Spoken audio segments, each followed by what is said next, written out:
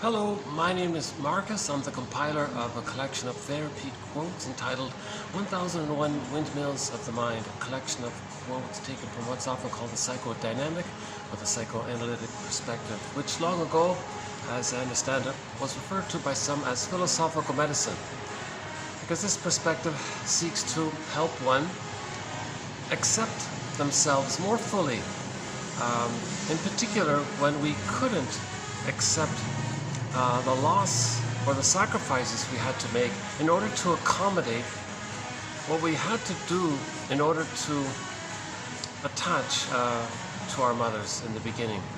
The baby has to adapt to his first environment. What if the first environment is painful? And the baby he has no choice, a huge double bind. He can only turn to his mother for the attachment. The baby needs the attachment.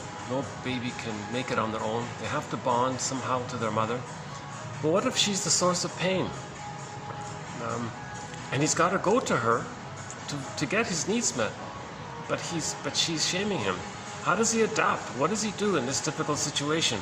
Enter maneuvers of the mind, mechanisms of the mind, operations of the mind, even tricks of the mind called defense mechanisms.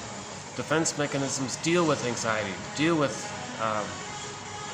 persecutory anxiety, abandonment anxiety, the anxiety around the mother being too demanding or impinging, being misattuned, malattuned. So one of the defense mechanisms is called denial and repression. The truth, he'll deny that his mother is so frightening and make up another mother and think that there's now basically two mothers. The real one he denies. The made up one, he'll think that's his mother. That's called the splitting mechanism. Metaphorically splits the concept of the mother and creates two images of the mother. And so he's a genius that way, to figure out some way to trick himself to relate to a painful mother. If he can delude himself through hallucination, like the guy in the desert who hallucinates there's an oasis, the baby wants to survive as well. He hallucinates there's an oasis breast, a goddess breast, and he denies the other breast, the bad breast, who's hurting him, and keeps sort of into two bins. He compartmentalizes the idea. Because the baby can't handle ambivalence. The baby can't handle the idea that the one he loves and trusts and bonds to, and the one who's supposed to love him and meet his needs, is hurting him. He can't do it. And he's going to be enraged that the one he loves, he can't handle this ambivalence. So his little psyche can't figure that out. So the way to manage that convoluted confusion, okay, create two bins, good breast, bad breast. Okay, then he can manage his things. Okay, so he's only relating to a good breast, which is made up. The bad breast he denies, the splitting. Now, these images are wildly exaggerated because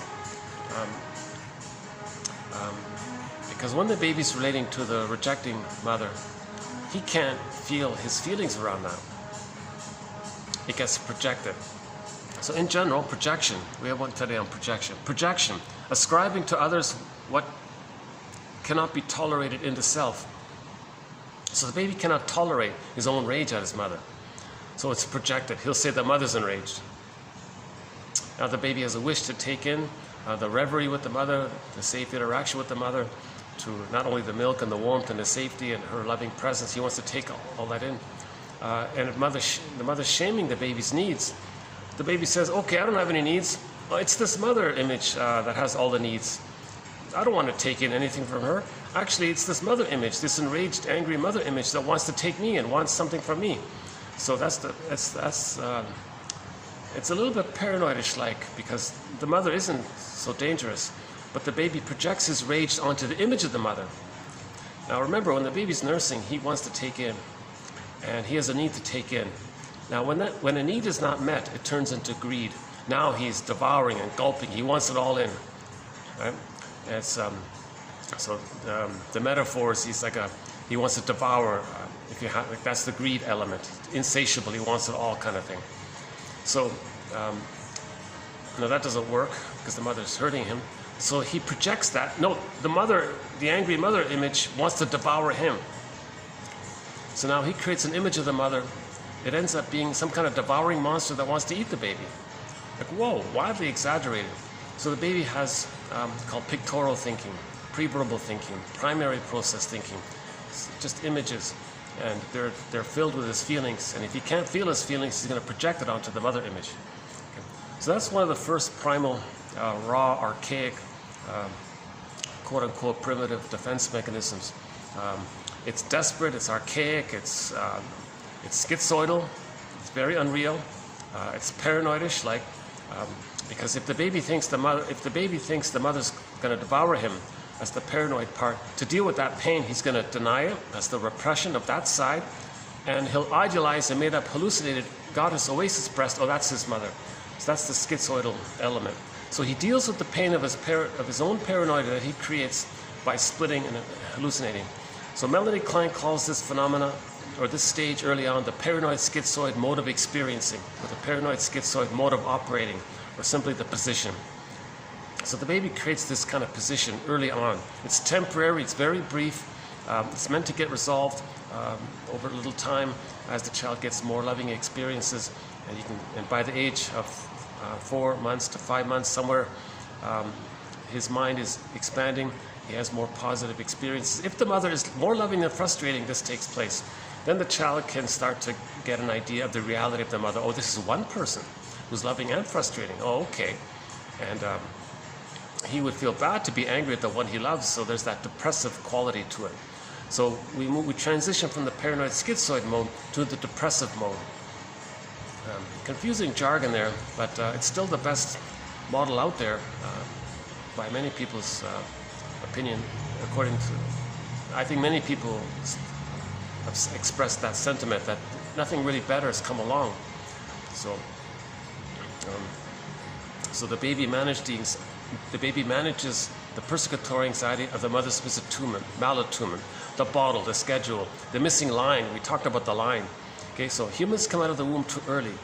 In the uterus, there was like a line there through the cord, baby, cord, placenta, mother, and there was a flow there through the veins. Okay, now post-birth, there needs to be that kind of flow as well. It's called reverie. Now this reverie takes place if the mother can be attuned to the baby's situation. This takes place if the baby latches on to the breast, the real psychosomatic body, the mother breast, true breastfeeding. The nerve lines in the breast link in with the nerve lines in the child. Now the lines link up. Then the mother we played the song last time called, from the rock band Spirit, I Got a Line on You. We adapted it. We said, it's as if the mother says, I got a line with you, baby. Baby says, I got a line with you, mother. And they're together, and there's that flow there. So the mother has a line with, and so her presence, her reverie, her consideration, her being there for the child, and the child seeing that her presence is there, that's the line that continues. And this line helps the mother to understand the baby's signals and meet the baby's needs automatically. So all babies need an extended womb for the first 4 to 5 months. It's called the stage of symbiosis, the stage of undifferentiation, meaning he doesn't know where he ends and his mother begins, or fusion or merging, mother-infant dual unity. Okay, so the paradisical blissful feeling the baby was feeling in the womb, okay, this oceanic, blissful, relaxed, blissed out, happy, dreamy, heavenly feeling, paradise feeling, Shangri-La, Shambhala, this paradise feeling, that continues actually. That's meant to continue for the first 4 to 5 months in the extended womb called the social womb or psychological egg.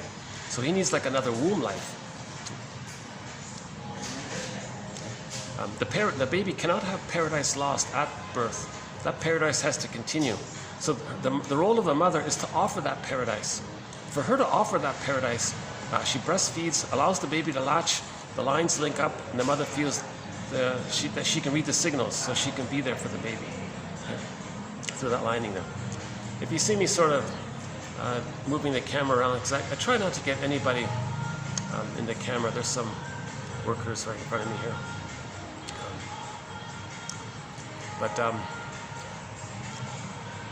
I'm just so glad this venue is available.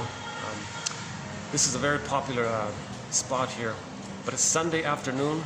I notice my best chance to do a video outdoors here is on a Sunday.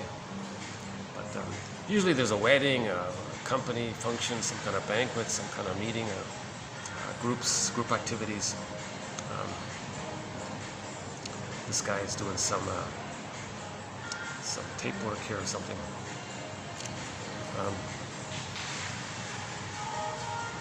Yeah, sorry if I get a little distracted sometimes.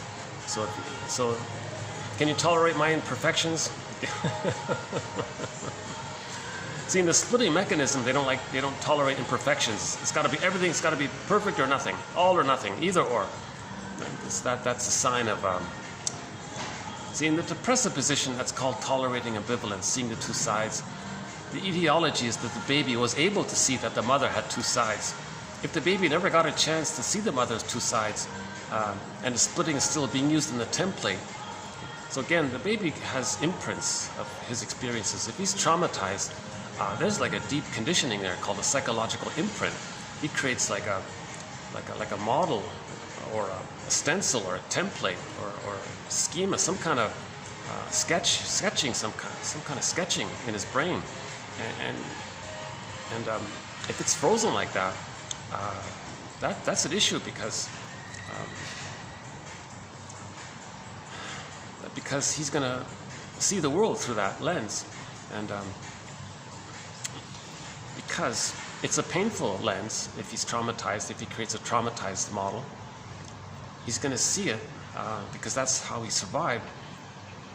But it's a painful arrangement, and there's a thing called repetition compulsion. When there's trauma, the person wants to replay what caused that painful script to see if they can get a normal script. A normal script is "I'm okay, you're okay." An image of the mother as whole with two sides, the image linked to relating to a self-concept with three-dimensional. Mother's a person in her own right, the child is a person in his own right. And there's mutuality there. I'm okay, you're okay. But if the mother is seen as goddess and demon, now the child feels like so shamed by that, and so in relation to goddess and demon, the correspondence is the self is seen either as really devalued in some way, or the compensation one is he holds on to the grandiosity that he's a little god or something.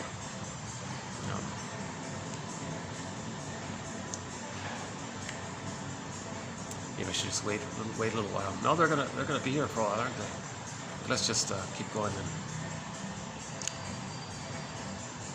Yeah, I can show you part of my view here. I got the pool. There's a bit of a wind today. That's good.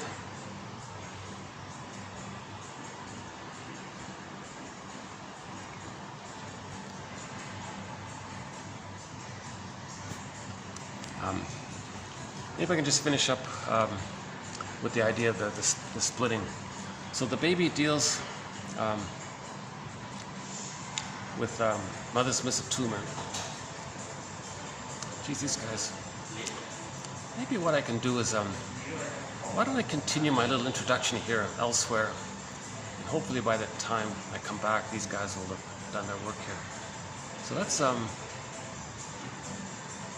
don't I, let's go up to the blue room then. Let's go up to the blue room for a little while, and I'll come back. Yeah, okay, let's do that. Hold on. Okay, hold on a second.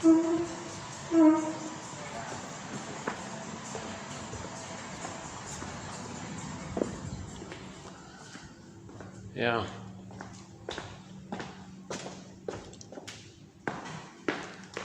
Oh, maybe I can just go here. I can just do it here.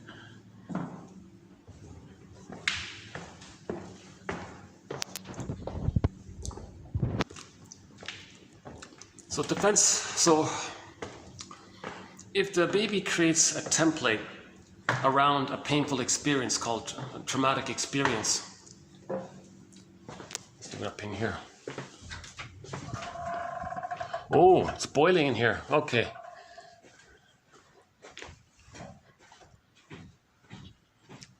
Okay, hold on a sec. Let's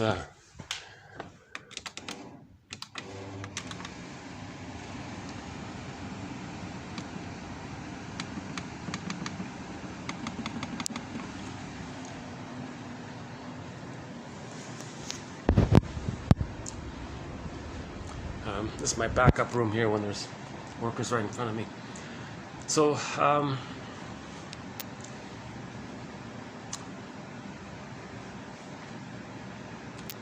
object relations theory, the study of the internalization of interpersonal experiences. The baby has an interpersonal experience whereby he had to adapt to his first painful environment. He adapted by sacrificing his potential, his feelings. The earth opens up and his innocence gets pulled down into the unconscious. That's the trauma. So he's frozen, like the woolly mammoth in that block of ice up in Siberia. He's kind of metaphorically frozen. Arrested development, stunted development. He lost his feelings. I feel, therefore I am. There's the trauma. So around that trauma, he creates a memory of what happened. Okay. He creates an image of the mother as a devouring monster that wants to eat him. But that image he creates to deal, to manage his, to manage him needing to deny his feelings and needs. His needs to take in, his feelings of being enraged at the mother shaming him. So maybe he's like a little artist. He's nursing. He has an image of the mother as his breast image, let's say, this cloudy kind of image. And he takes a paintbrush. Let's say he takes a paintbrush and says, well, I can't feel enraged. All right, I'm going to paint on this canvas, I'm going to create some kind of entity that's enraged. That's his rage. He's going to paint it. Now, this creature that's enraged is greedy. It's devouring, because he didn't get his needs met. So need turns into greed. So the greed wants to devour, take it all in. So he creates an image of the enraged character that wants to devour him.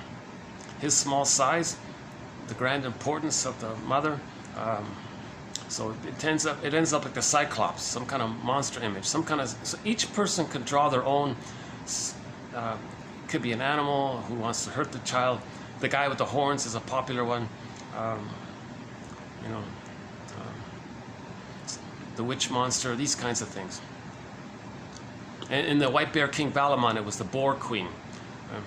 Was eating people all the time. She would use people's bones as toothpicks. Oh my God.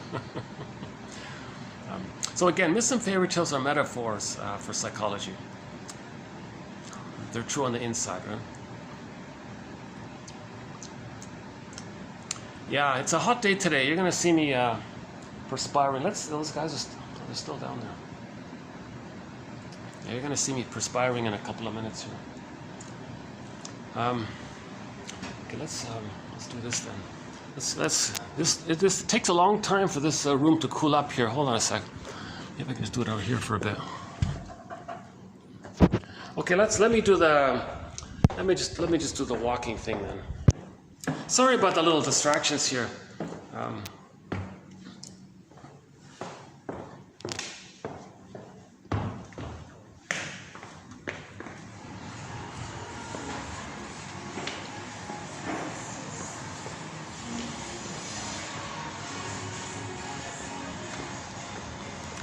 It's about 50-50 whenever I'm here. Half the time I'm lucky, there's no one doing work around me. But the other half of the time I gotta juggle some kind of staff work around me.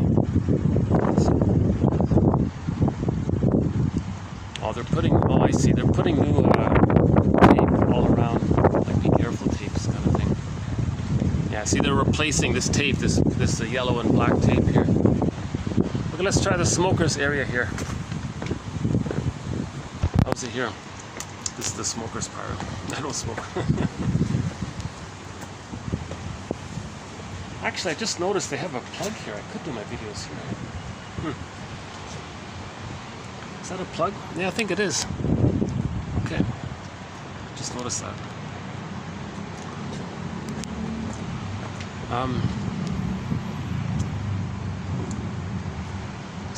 So each person can create their own representation or symbol of their own rage and their own needs to take in. Now, the need turned into greed, so that's the devouring part. Right? Now, the person's enraged. They can't accept it. The breast mother image they created is enraged. Okay.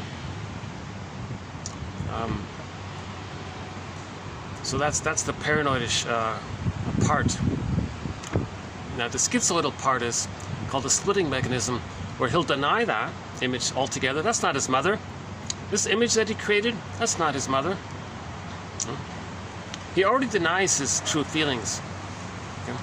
And he won't, you see, the template around this is that later on in life, he won't know his feelings. He won't express his true feelings towards his mother.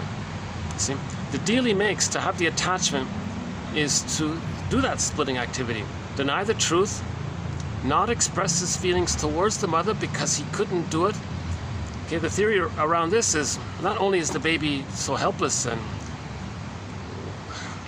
would be logically too afraid to say to his mother, "Hey mother, I'm enraged at what you're doing here. I just came out of the womb and you're giving me the bottle and you're not doing it right." The baby would be terrified to do that because I would risk losing the attachment.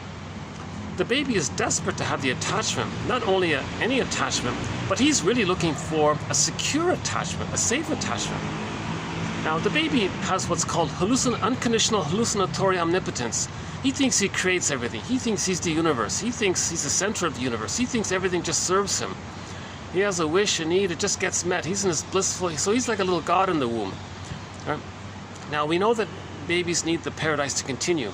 So when he's born, and there's some kind of problem, his first agenda is, wait, I need the paradise.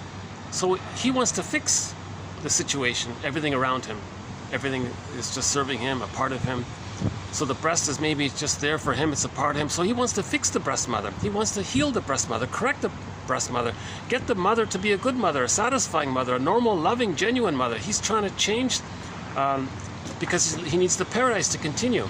The baby needs the paradise to continue so that he can go through the developmental process of entering into the egg and then hatching out, and by the age of 3 he has a psychological birth. So he's desperate to get some kind of good arrangement with the mother, okay? So he can get his paradise needs. So he can't express his rage at the mother because he'll lose that. He's in desperate pain already. He can't add to it. So he's trying to accommodate his mother. He's trying to, "What do you need, mother? You seem to be bothered by my needs and my feelings." Okay, well, I can't hold on to them, so I'm going to repress them. So that maybe accommodates the mother. Maybe that is the deal he makes to have the attachment with the mother. So he thinks that's the connection to the mother. Okay? So he thinks to have the connection to the mother, he has to give himself up. And that's the title of a self-help book. It's called "Do I Have to Give Up Me to Be Loved by You?" Still there? Oh, still there.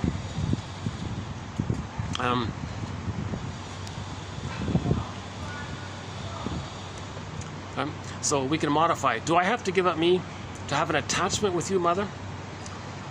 So to have this, some kind of attachment to the mother, the baby sacrifices himself, okay? His feelings, his developmental path, his knowing his interests. And the deal is, to have the attachment, he won't express his feelings towards his mother because he's still hoping and trying to get the paradise. So he thinks that by squelching his true self potential, his identity, his developmental process, not knowing himself, not having his embodiment, not having his golden ball, he thinks by doing these things, it's an attempt toward trying to get the mother to be a good mother.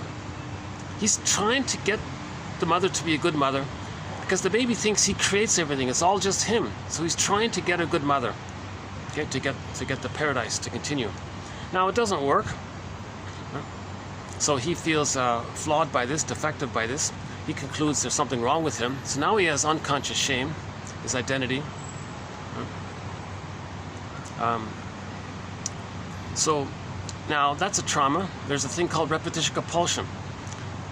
When a baby doesn't get his needs met because of trauma, he's going to replay and repeat and respin and reenact and redo and recreate in the present, some kind of staging of the past in the present with the fantasy that they can change the past, get a happy past, get the needed past, get the proper past. So they're going to replay it again and again, like Sisyphus.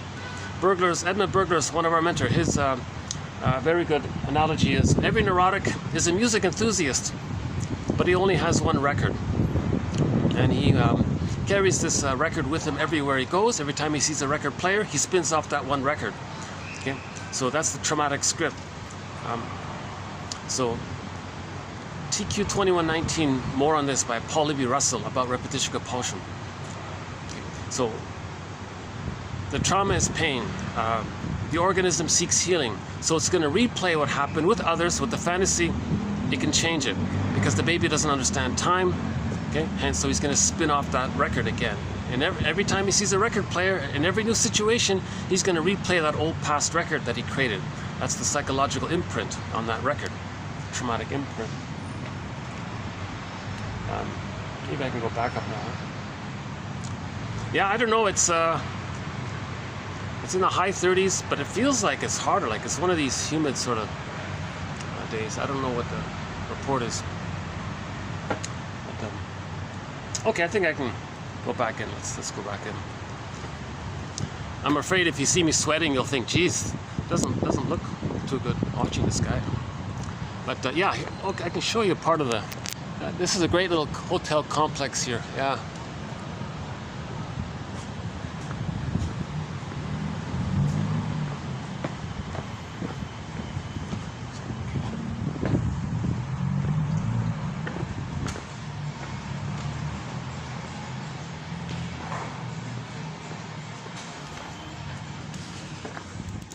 Let's go back to the blue room here. Okay, so to have the attachment to the mother, the child sacrifices his golden ball, his embodiment, his feelings. Is it better here? Okay, it's slowly yeah, this room takes a long time to cool up. Huh? All right, let's just stay here for a while.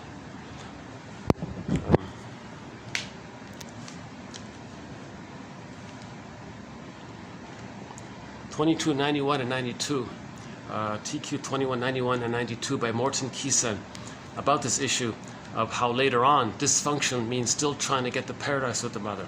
So they're being loyal to the mother.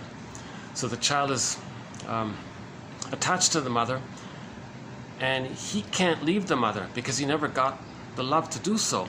So he's going to be loyal to her. To be loyal to her, he's going to replay and respin that sacrifice he made, giving himself up. That leads to dysfunction, because in dysfunction he won't express, he'll sabotage his happiness, because the baby had to sabotage his happiness to have the attachment. So he'll replay that. So he'll goad others to disappoint him, or he'll disappoint others to replay how his mother disappointed him. He'll somehow replay it. Yeah. Wow, this is one of the hottest days I've had here so far. I think, yeah, the days are going to get hotter around here, apparently. Geez, why is this room still so hot? Sorry, hold on a second. Geez. Let's, any other option here? Hold on a sec.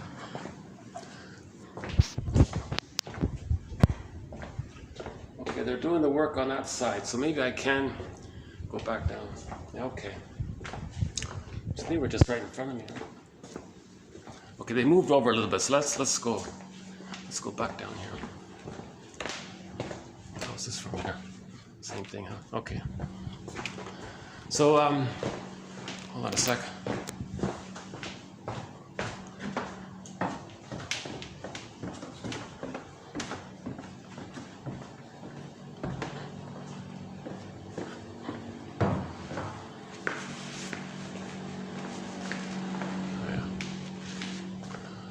See, it's a nice little place here, right?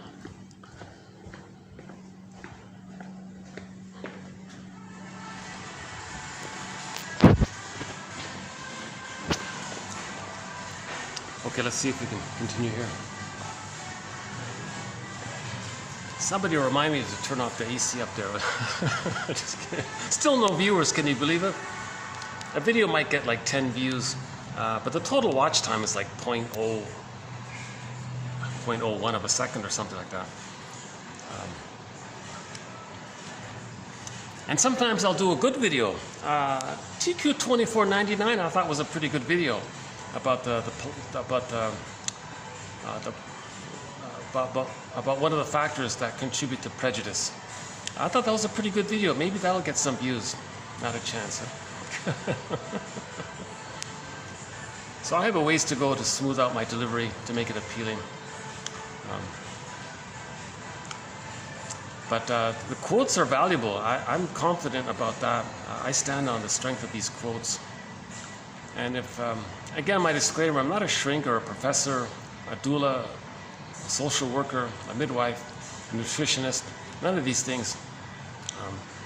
I have a humble BA, I'm the compiler of the quotes, and I'm trying to learn this material as I seem in my mind to maybe. The quote is, if you want to learn something, teach it. So I don't fully feel like I'm fully teaching it. So I don't have blackboards and I don't have exercises and things. I'm just kind of talking about it. So in my partial teaching of it, I guess I'm partially learning it. So,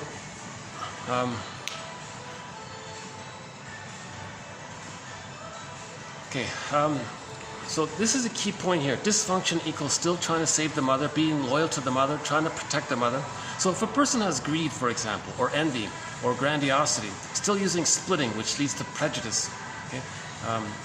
Controlling and cynicism, a lot of these manic defenses, okay? They're there because it helps them to not feel the pain of not getting mother's love. It keeps them loyal to mother because they're not expressing their anger directly at the mother. Now they may imitate the mother, but they don't express the anger directly at the mother. So if the mother shames the baby and they grow up, they may shame others to reenact how the mother shamed them, but they don't express the anger directly at the mother because they become just like her and they're loyal to her. Okay. And by being loyal to them, they're still waiting for her love.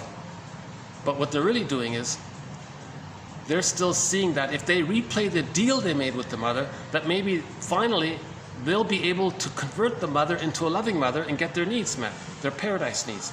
Remember, the baby needs paradise. So they lost the paradise too early. That's the issue in most cases. They lost the paradise. So if they still continue to make an effort to save the mother, correct the mother, heal the mother. So they replay the deal they made with the mother, thinking that might help her to change her ways. So dysfunction is the repetition of still trying to save the mother, to think that maybe one day she'll change her ways, provide the love, then the person gets the love they need to know themselves, get their golden ball back, and individuate, that kind of thing. So dysfunction is related to this effort to still try to save the mother to get the paradise, called fusion, symbiosis, that kind of thing.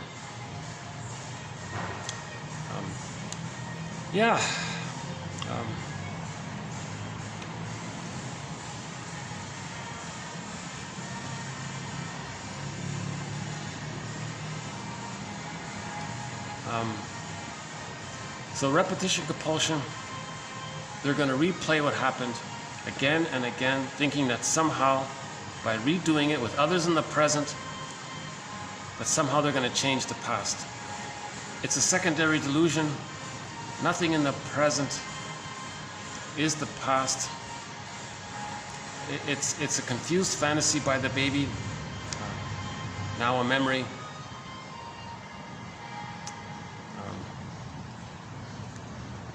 Again, the baby doesn't understand time, so he's in a constant, it's called infinite mourning, timeless mourning, no time, it's always now. So he's replaying, every chance he gets, he's replaying the interaction with the mother. Either it's a direct reenactment, where he goads others to reject him, to reenact how the mother rejected him. He just chooses in advance people whom he knows will reject him, so he's replaying how his mother rejected him. Or a more painful version is he identifies with the aggressor, finds innocent others, rejects them to reenact how his mother rejected him. You see? And this is this repetition compulsion is replaying what happened with the mother, with the fantasy that maybe they can get a better outcome for the past. It can't be done. But at the same time, if they're not conscious of it, they're still trying to save the mother, still trying to get her to change her ways, to provide the love that the baby needs to resume development. It's all about resuming development. We repeat, Amy Bear says, we repeat the childhood experience in the present because of the pain we're feeling. In the movie Greenberg, quote, "You have trouble living in the present, so you dwell in the past because you never really lived it." Pathological nostalgia. He's not enjoying the present because the present is just a replay of the past constantly. Everything in the present is a constant replay, a new edition of the past. Spinning that record, Edmund Bergler's metaphor. He's just replaying that past record. So he's not really enjoying the present. People describe this as by saying they're living the provisional life, the unlived life. Life is on hold. When does it begin? Like something missing, that kind of thing. They're not making sense. They're not in their bodies, right? So at the same time, this behavior is an opportunity for the person to consider how repetition compulsion is a mirror for him to see what happened to him. And that's what the therapist does. He says, okay, you're interacting with me here now in the here and now. You're letting me know what kind of mother you had and how you felt with her, and you're trying to recreate this whole thing with me here. So he puts words to it all. So we're trying to make it conscious. It's called the transference interpretation. Transference. When the transference interpretations are given, not uncommonly, the client spontaneously recalls his past pains and unmet needs. That's a good one. Clients must be able to acknowledge their transferences, see how they create them, and why they need them. So if somebody points it out to you, that's called transference. And you can tell the difference between the past and the present if someone points it out to you, and that's helpful. If the person doesn't get it, they still think that the partner is hurting them. No, whoa, I'm not your mother from the past. Cognitively, they can say that, but emotionally, they don't care because of the unfinished business with the mother. So a person might say to the person in the present, look, I know you're not the mother who shamed me and hurt me in the nursery. I get that, but emotionally, I'm going to relate to you as if you were my mother who hurt me. Emotionally, I'm going to deal with you in that way. So I'm going to be angry at you. I'm going to think you're so dangerous towards me. I'm going to think you shamed me, and I'm going to react by that. And the person's going, whoa, what are you doing here? Okay, that's called the transference neurosis. Transference acting out. Masterson says that in that case, the first thing is to convert transference neurosis into ordinary garden variety transference. Transference means if someone brings it to your attention, you go, oh my God, and you learn from it. Okay? So in transference, we want to acknowledge it, we want to see how we create the transference and why we're doing it. Why? Because we didn't get the paradise. We're still looking for a fusion with the mother. Okay? That gives us the paradise with the fusion, the merging. No person can do that. Now when you point it out to him, he'll feel, oh my God, he's going to recall the past pains and unmet needs. Now he's grieving. That's the idea. We want to grieve. The goal is grieving, right? Mourning. Now repetition compulsion never works. Paul Libby Russell says you can have 20 lifetimes repeating something. If you do it without consciousness, it's never going to change the past. So greed, for example. Baby didn't get nursed properly. Need turns into greed, devouring. Now he can gobble up everything around him. He could be greedy all of his life and have 20 lifetimes being greedy. It doesn't change what happened in the nursery 20 lifetimes ago or whatever.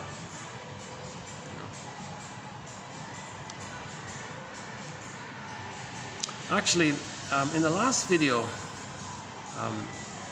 we did a good quote on transference. Let's see here. Here it is here. Yeah. For a regressive transference to be useful, the client has to have a reasonable ego available to him in order to make use of transference interpretations and to resolve the transference. He has to be capable of splitting off a relatively reasonable object relationship with the therapist from his more regressive fantasy transference. Okay. So he's got to have that dual ability to emotionally see the person in the present either as his unloved self, and he's shaming the person in the present to reenact how the mother shamed him,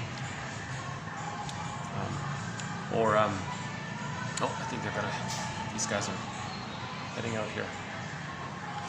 But let's see if that room is cooling. Let's try that room again. Hold on a second, because I am kind of sweating down here.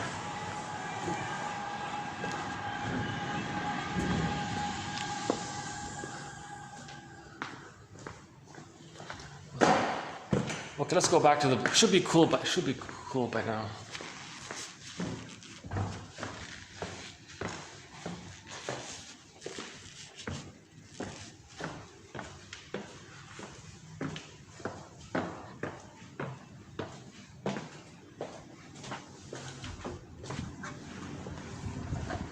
Well, it's a little better. Jeez.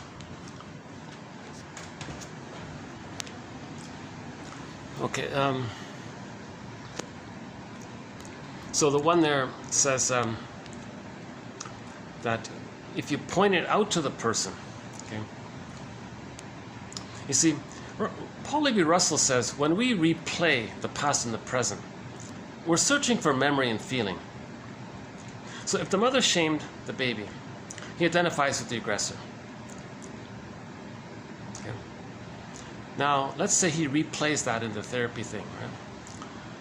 He is going to see his innocence onto the safe therapist, identifies with the aggressor, shames him, says how bad he is, to communicate how his mother shamed him. He's going to show the therapist what his mother did to him by doing to him what his mother did to him.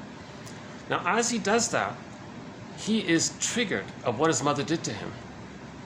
So those feelings come up. So when those feelings come up, it's meant for him to say, oh, okay, so this is what I tried to feel as a child but couldn't feel. Now it's coming up, so he's getting his memory and feeling. But if he doesn't follow up on that and say, okay, so this is towards the mother, not towards the therapist.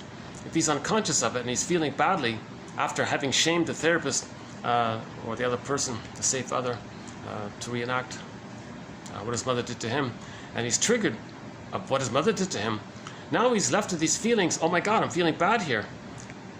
Now, if he's still trying to protect the mother, if he's still trying to cure the mother, save the mother, to account for why he's now feeling badly, that aggressive image that he identified with,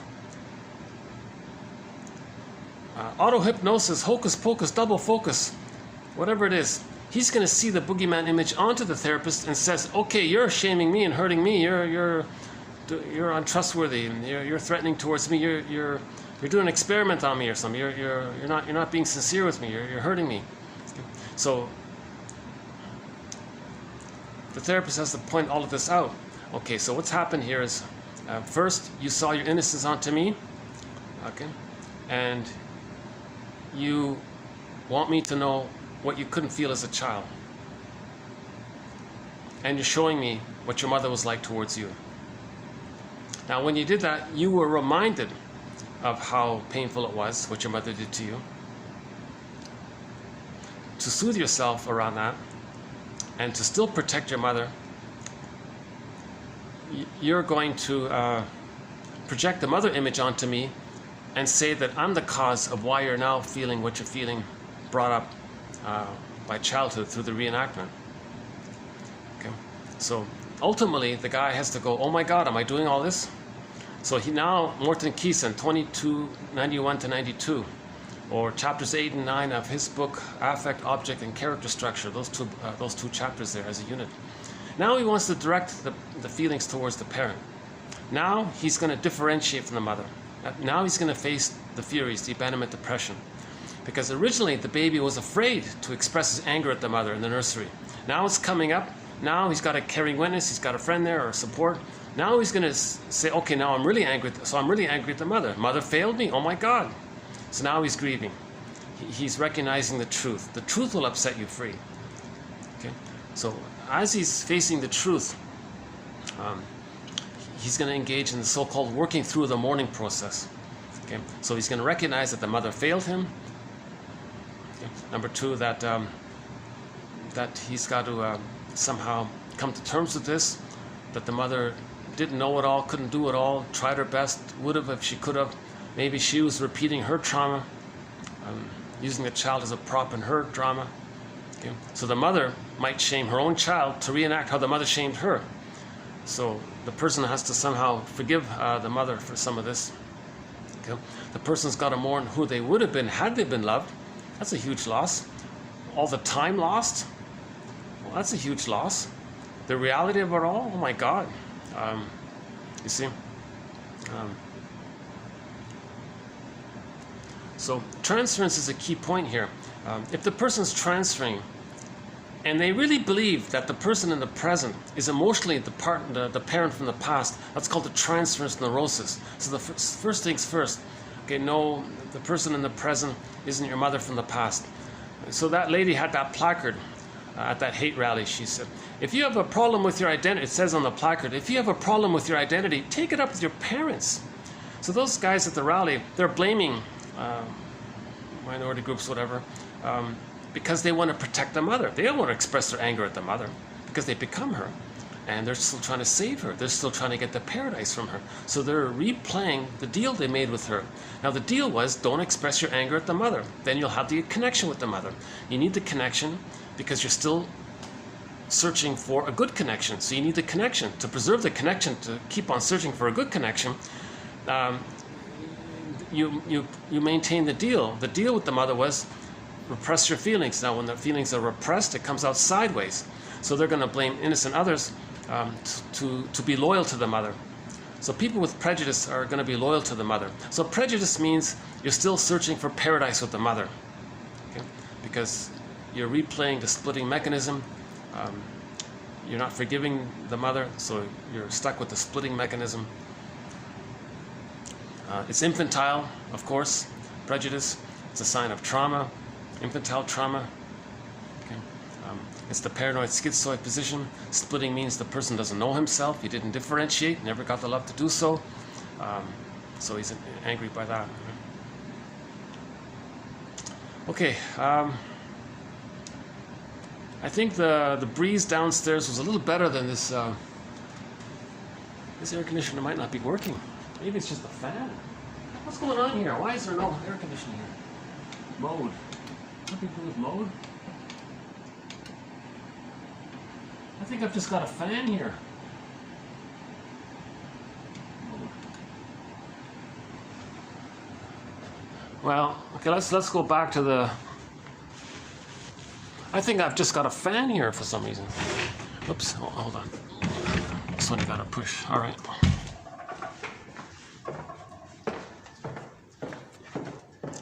Okay, sorry about my chaotic delivery today, but I want to get these quotes out. In every video we post, around a dozen quotes or so. The quotes are posted below if you just click the more link or the see more link. So those guys, what they were doing was they were putting this new tape here, right? So they got all this new tape here.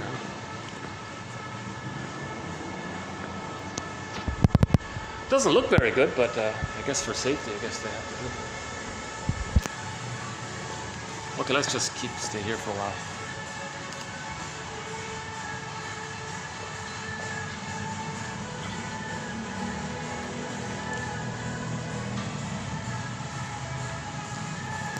So we want to convert transference acting out or transference neurosis, where you're so angry at the mother that you don't care that the person in the present isn't your mother.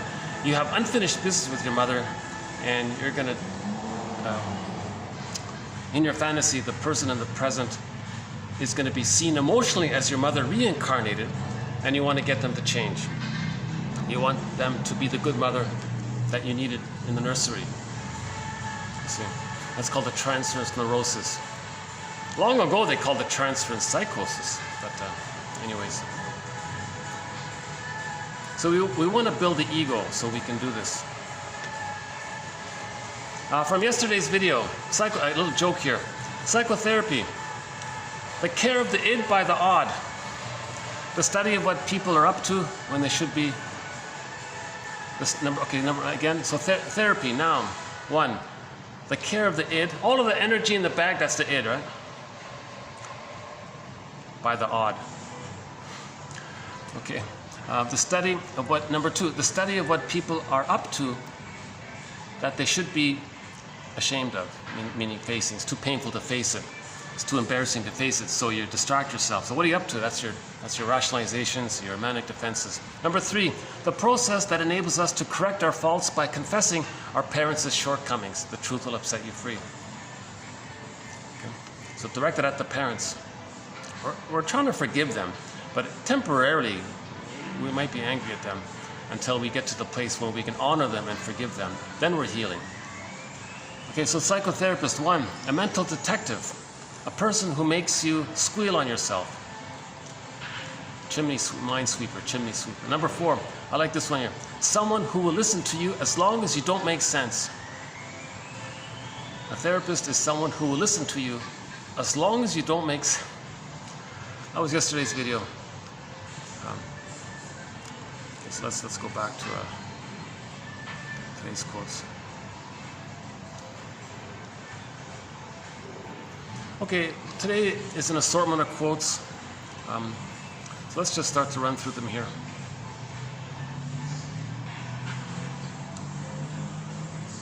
Okay, clients must be able to acknowledge their transferences, see how they create them, see, and why they need them. Okay, so you're seeing me in this way. You're giving me an identity. Because you have a need, you have a psychological need. So people manufacture identities for others to meet their psychological need. The psychological need is they have unfinished business with the mother, so they manufacture an identity for the person, relate to them emotionally as if they were the mother, to see if they can have a better outcome with the mother. That was needed in the past. Oh, got a group coming in here. Okay, let's see. A small group. So I may need to move again. Next one here. When the transference interpretations are given, okay, the client spontaneously recalls his past pains and unmet needs.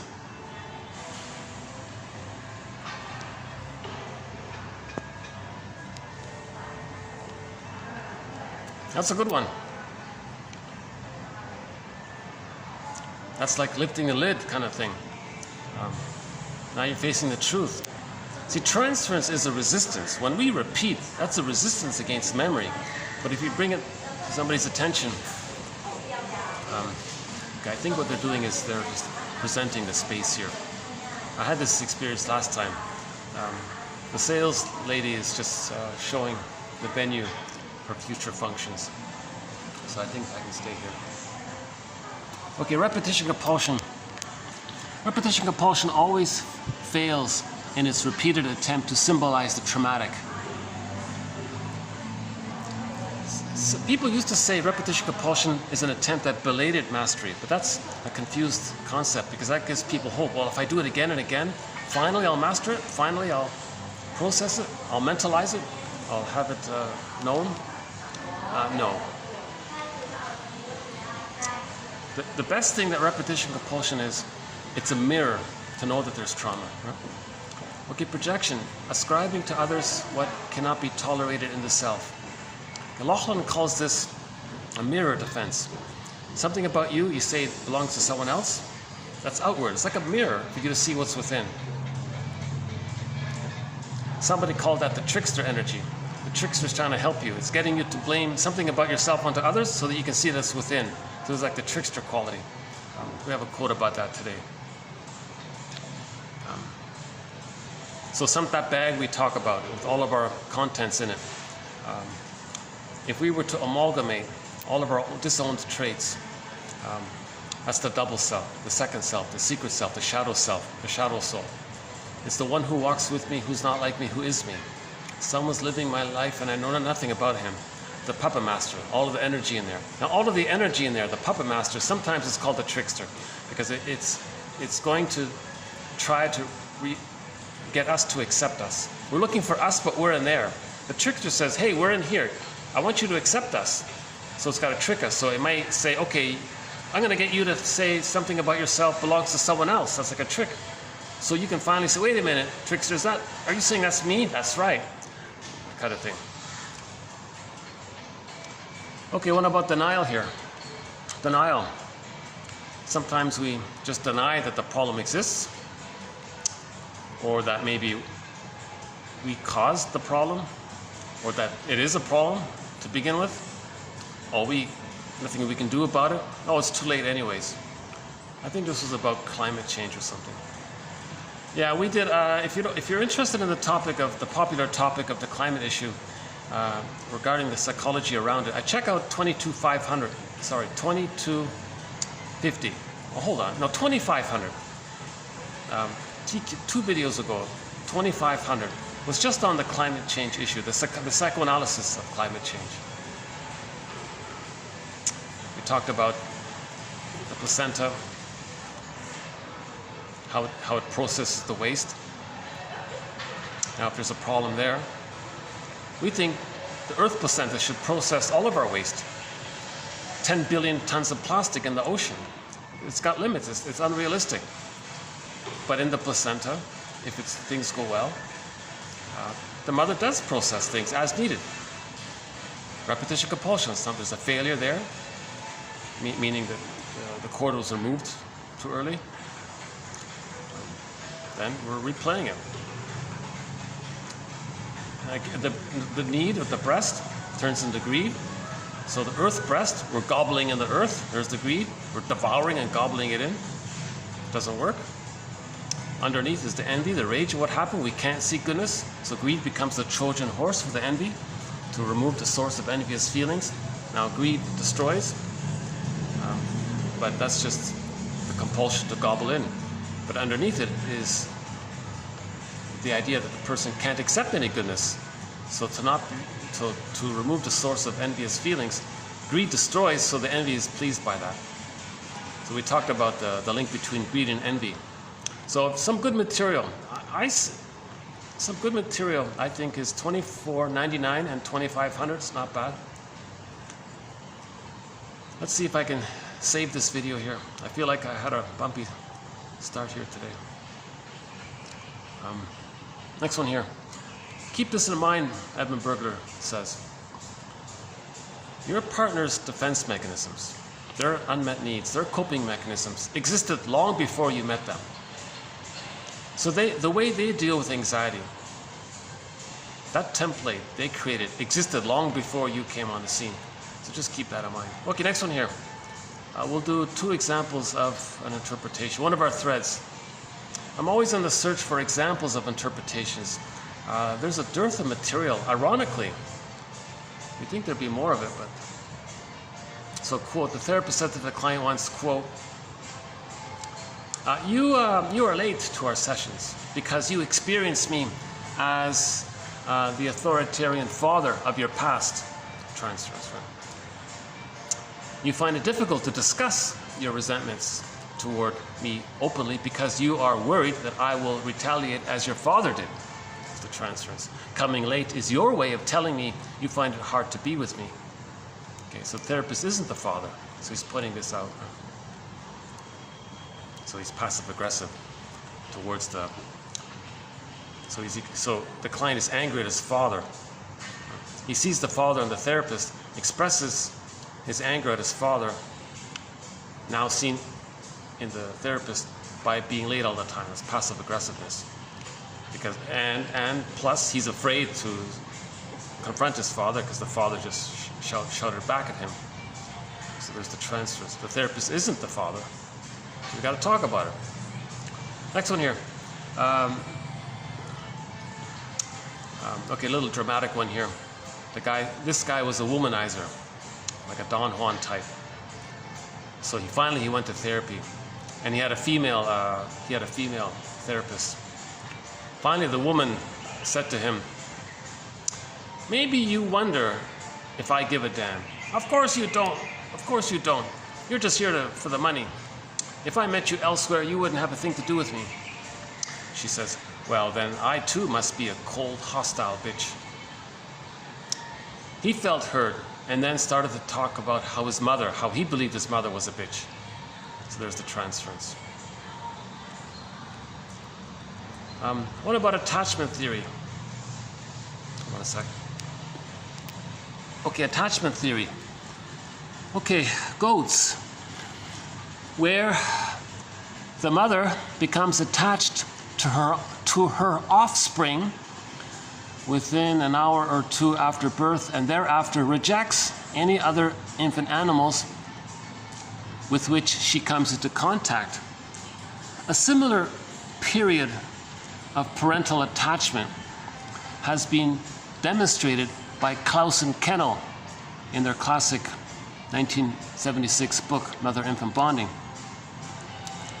A similar period of paternal attachment has been demonstrated by Klaus and Kennel in human mothers. These results have been confirmed by De Chateau, 1980, whoever he is, or she.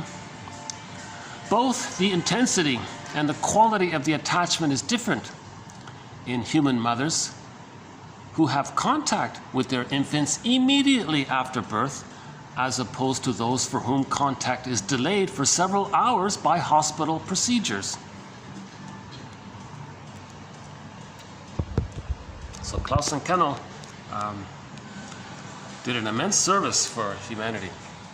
They pointed out that at the moment of birth, again barring emergencies and special exceptions, at the moment of birth, the mother produces lots of hormones to help the baby latch and bond onto the mother and create the nerve line.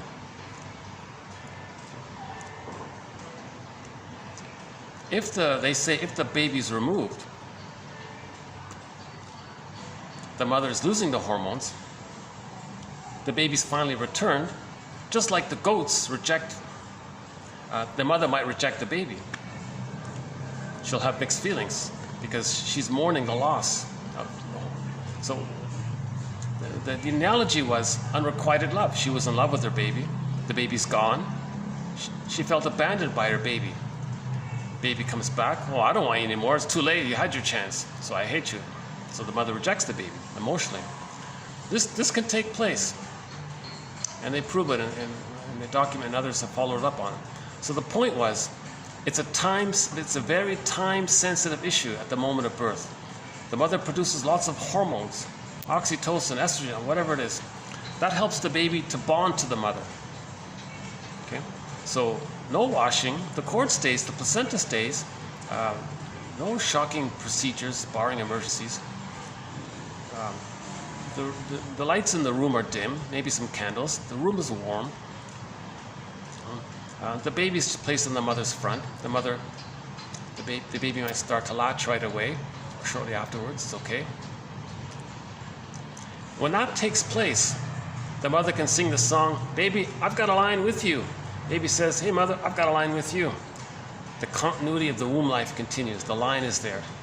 Now with that line, the mother offers reverie, her presence. When the mother sees the baby can see himself. He felt seen. When the mother can hear the baby, sense the baby, he can do those things for himself. It's called mirroring in the maternal holding environment. So the maternal holding environment, the first 4 to 5 months, it's not just about the warmth and the physical safety and getting milk.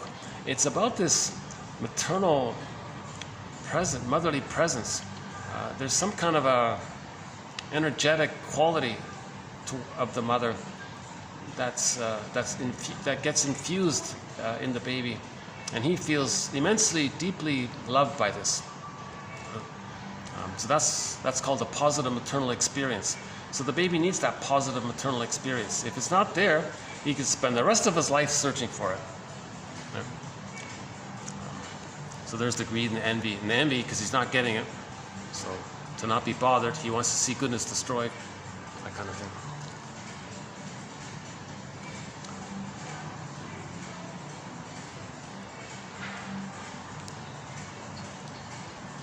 Okay, next one here.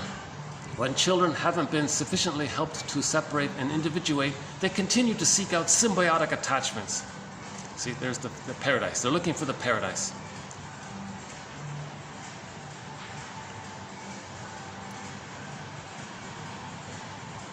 So we talk about why babies are removed. They create some excuse. They purposely traumatize the babies to give them prejudice. Because if they have prejudice, then they can say, oh, we good, they bad. And that's needed for the plunder system. So traumatizing the babies was a way to facilitate the plunder system. Again, $24.99 on the plunder system.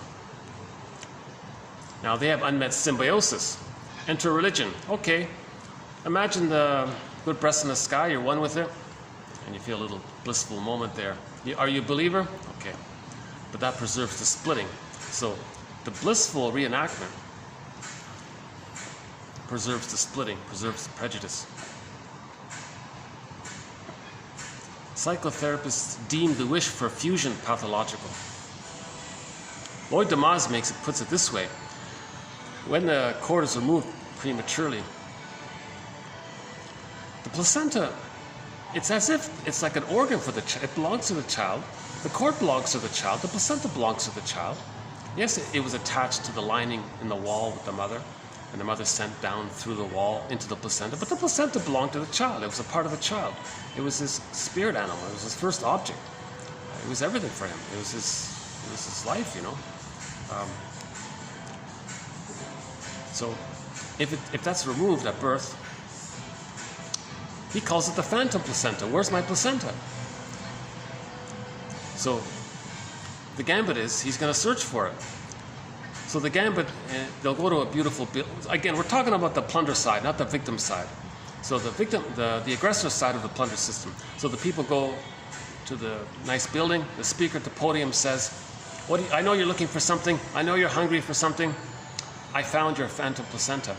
It's in the sky. Let's call it a sky breast, a sky god. He doesn't use the word placenta. Imagine a line with it. That it's got a line with you, that you got a line with it. Okay, so the connection there. Oh, there's my phantom placenta. Oh, okay. Now he'll describe the placenta. What does the placenta do? It metabolizes the waste and sends down the nutrients, the oxygen, the love. Okay? So in the uterus, in the cord, there are 3 veins. One vein in the middle goes up. That's the baby's waste goes up that vein. The placenta processes it, metabolizes it literally.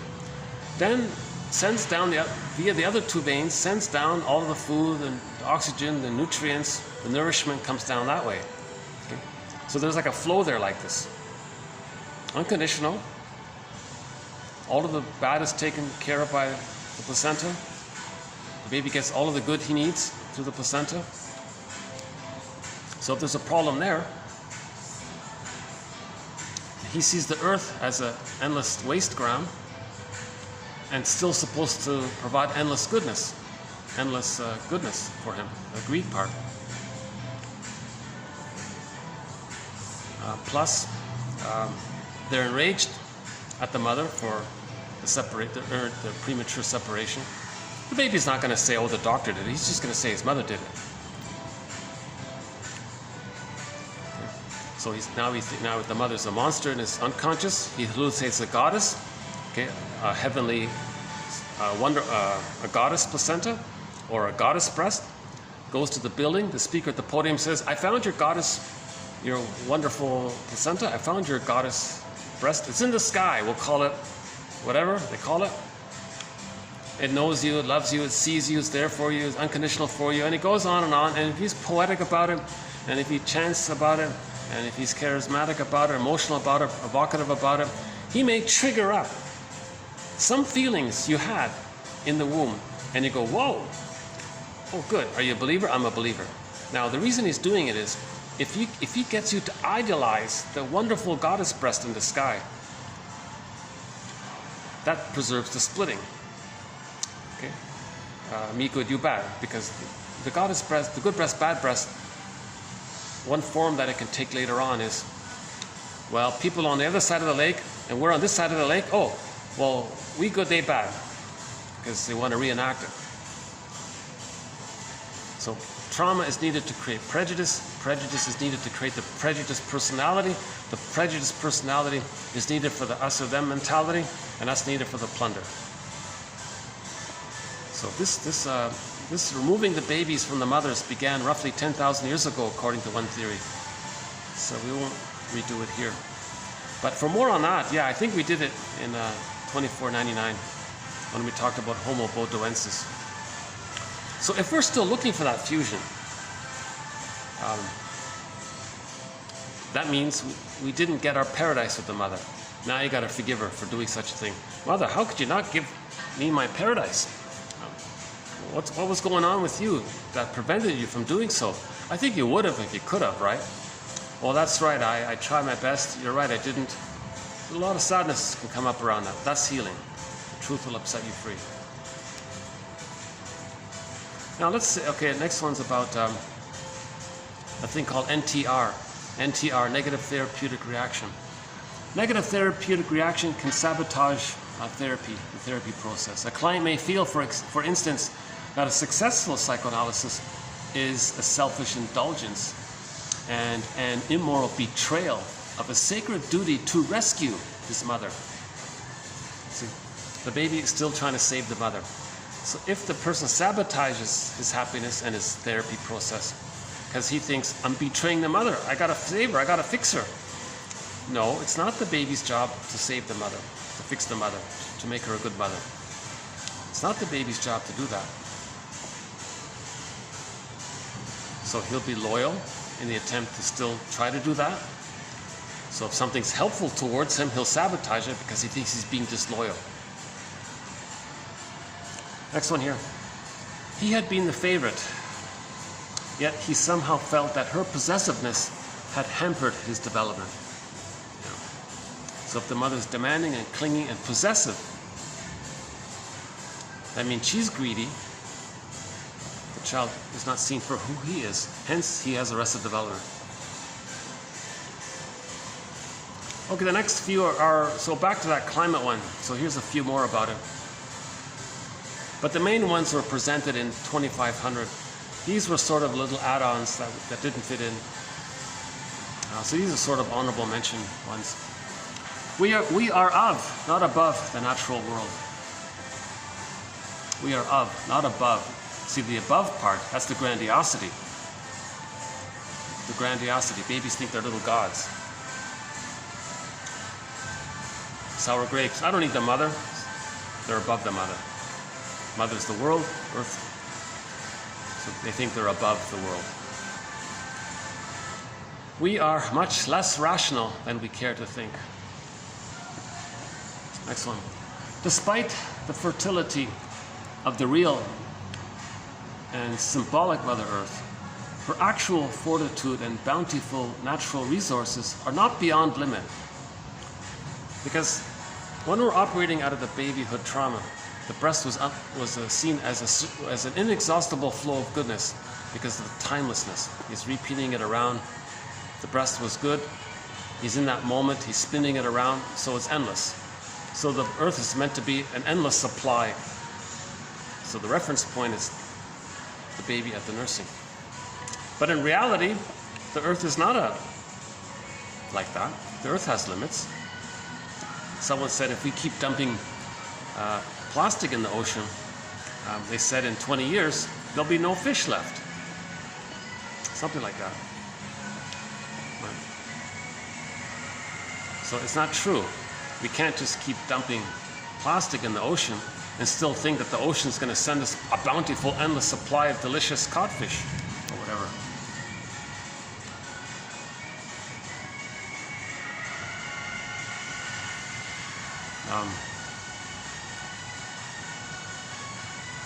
Next one here. Regarding, here's an interesting one. No one's ever said this before. Now, indigenous people are loved by their mothers. So what they can respect Mother Earth because they love their mother. They don't unconsciously hate their mother because they got love from the mother. Indigenous cultures, they hold their babies, traditionally, overall, right?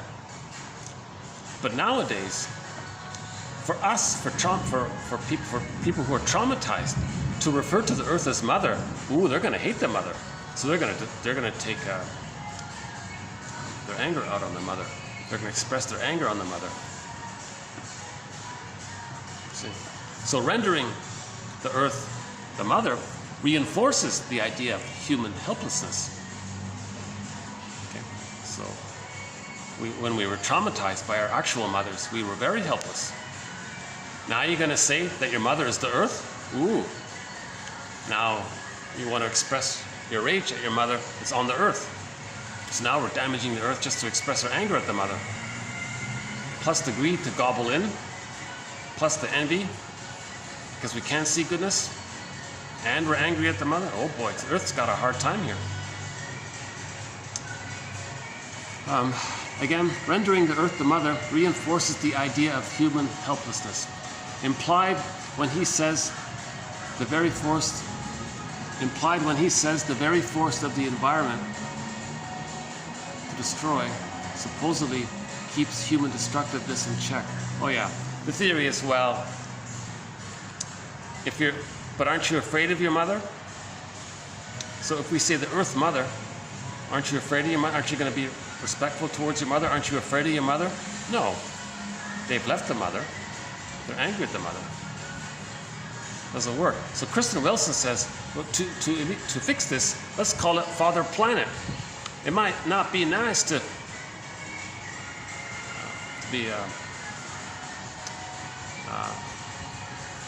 do something wrong to Mother Earth, but if it's Father Planet, well, he'll really punish you, right? So Father didn't work. It doesn't work. Maybe we'll play that clip again. And someone said, well, why don't we think of the earth as your girlfriend or your boyfriend? That's not going to work. A family member? It's not going to work. Your grandmother? You got to your grandmother? Don't you want to take care of your grandmother? It's not going to work. If 70% of the babies are traumatized in North America by one estimate, and you make any kind of reference to your family life, meaning the mother, the first is the mother, then it gets projected onto others, but first is the mother, it's not going to work. It only works if we're loved. Now, people who are loved by the mother, and you say the Mother Earth, oh, okay, I got to take care of the mother. Sure, that makes sense. We respect our mothers because the mother loved us. That only works for 30% of the people in North America. But the 70%, they're eager to have an opportunity to see goodness damaged, so they become short sellers. For more on that, $24.99. Not all people who are traumatized become short sellers, but all short sellers were traumatized. Because in order to be a short seller, you have to be greedy. But to be successful in greed, you got to have envy, because that really pushes it. Because greed destroys. But some people might be greedy and say, okay, I got enough. It's not about greed, it's about the envy. A famous short seller went on TV about a month ago. 99-year-old multi-billionaire, still doing it, still gobbling in. And he said, it's not about greed, it's about envy. Envy means hatred of the good. If there's anything outward that's seen as symbolic goodness, that triggers how when he was a baby, he needed mother's goodness. He doesn't want to be reminded of that because that's too painful. So to remove the source of envious feelings, to remove the trigger, if things are damaged outwardly, then he's not triggered. So it's envy. Now, greed is part of the compulsion to gobble in, but the real driver is the envy. So referring to the earth in modern times as your mother or your father or your grandmother, it's not going to work. So if we heal, if we forgive our parents, yes, then fine, it'll be fine. But indigenous people had they were very affectionate and nurturing towards their babies. So it's okay. They respected the earth. It was a natural, they could see things realistically. Oh, that's good. We're gonna get some rain here, maybe. It's okay. Somebody was talking about, what's his name? Is it Harold? Herbert or Harold? A famous guy named Symbolize. I see his name a lot, but I don't have many quotes from him. He deals with the more extreme cases. But anyways, it came down to this. Some men have what's called the lias complex. The lias complex. If the mother is using the Jocasta style of mothering, and she has a boy, and she says to the boy, at last, you're going to meet my needs, and the mother parentifies the boy, or the mother shames the son because she wants to communicate and reenact how her mother shamed her. Either way, the son ends up with a mother complex. When that boy grows up, he's going to and he has a son, he's going to replay what his mother did to him on the son. Now he's going to hate the son the way the mother hated him or used him. So he has the lias complex. Now, if men are the short sellers and they have the lias complex, maybe they hate the next generation to communicate how the mother hated them. So collectively, they want the next generation to suffer because they want to communicate now that they felt suffering by their mother. The mother plundered their soul, destroyed them emotionally. The next generation having something good, they can't see it, that kind of thing. So the question was, is pollution envy directed at the next generation? Just a question mark. A similar one by another guy here. Is pollution a symbolic communication for the wish to separate from the mother who in fantasy has been projected upon Mother Earth? So if we project the mother onto the earth, so the psychic template is the baby didn't get the love with the mother. The more the mother's love wasn't available, the more the baby needs the mother. So it becomes an adhesive identification. Like Velcro, they're stuck, it's too tight there. It's the tar pit of a negative symbiosis. He wants to leave the mother. So if that's in the template, he may fantasize that onto the earth. Okay, so the mother's the earth now. I want to separate from the earth. So if I pollute the earth, maybe that'll distract the mother and I'll be able to free myself from the mother. If I make the mother ill and she's weak, she'll leave me alone and I can be free from her. So if people pollute the earth, the fantasy is the mother might focus on herself and they can be free even though they didn't get her love. Just a question. This is supported by E Bergler's theory about the guy. He quoted one guy. We don't do alcohol here, but we do have one quote about it. He said, he reported how one guy said that he was drinking some whiskey or whatever it was, and his mother saw it. And the mother said to him, son, it pains me to see you drink that stuff. Oh, it does it? Really? He doubled the dose, and to make her feel more pain. You see, he was trying to hurt the mother. You feel pain, mother? Well, I'll feel pain. Attrition. Let's see how much pain. I'm younger and stronger, you're older, but so because of the fusion, he's operating out of the fantasy that there's still one. So if he takes in this harmful substance, it's going to harm him. It's also going to harm his mother, and he's going to keep on doing it, but he thinks he can outlast it, he can survive it. So he wants to punish the mother, get away the mother, hurt the mother, get her away, so he can separate from the mother. So what if that's on the earth? Just a question mark, all speculation. Like Robert Bly says, 30% of what you hear is wrong. It's up to you to figure out which 30%. Okay, let me turn off that fan thing because I think I can stay down here now for a while. Okay, hold on a second.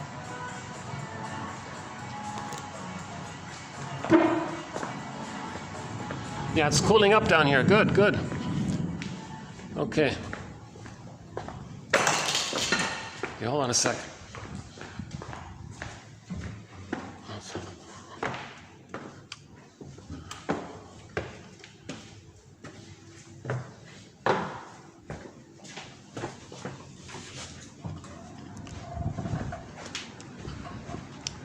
Okay, yeah, this is just a fan. How much? Maybe the AC. Maybe it's not working. Okay. Oops.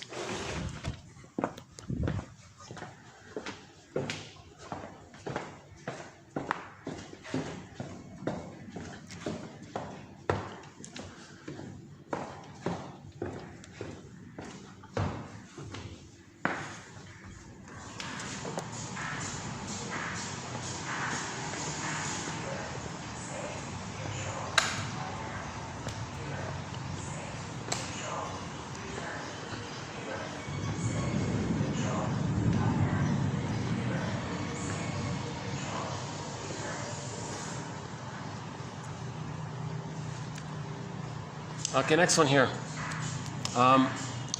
This comes from a dictionary of terms.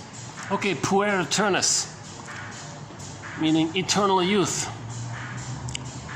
Like the Peter Pan one, right? The Don Juans, the boys that don't want to grow up, the flying boy. Right? 18 forever is their song. Louis Marie von Franz, right? Wrote a book about it in 1971 called The Puer Eternus. She used the term puer to describe men who had difficulty settling down, they were impatient, they don't relate to others emotionally, very idealistic, ever starting anew, seemingly untouched by age. They're forever young, right? That one. Appearing to be without guile, but they are. But they do have it. Given to flights of imagination, so they might be like Mozart, they might have great ideas. The perennial adolescent that leads to the provisional life. Yeah. So, one guy wrote a book called Flying Boy about this, just a little pamphlet book about this.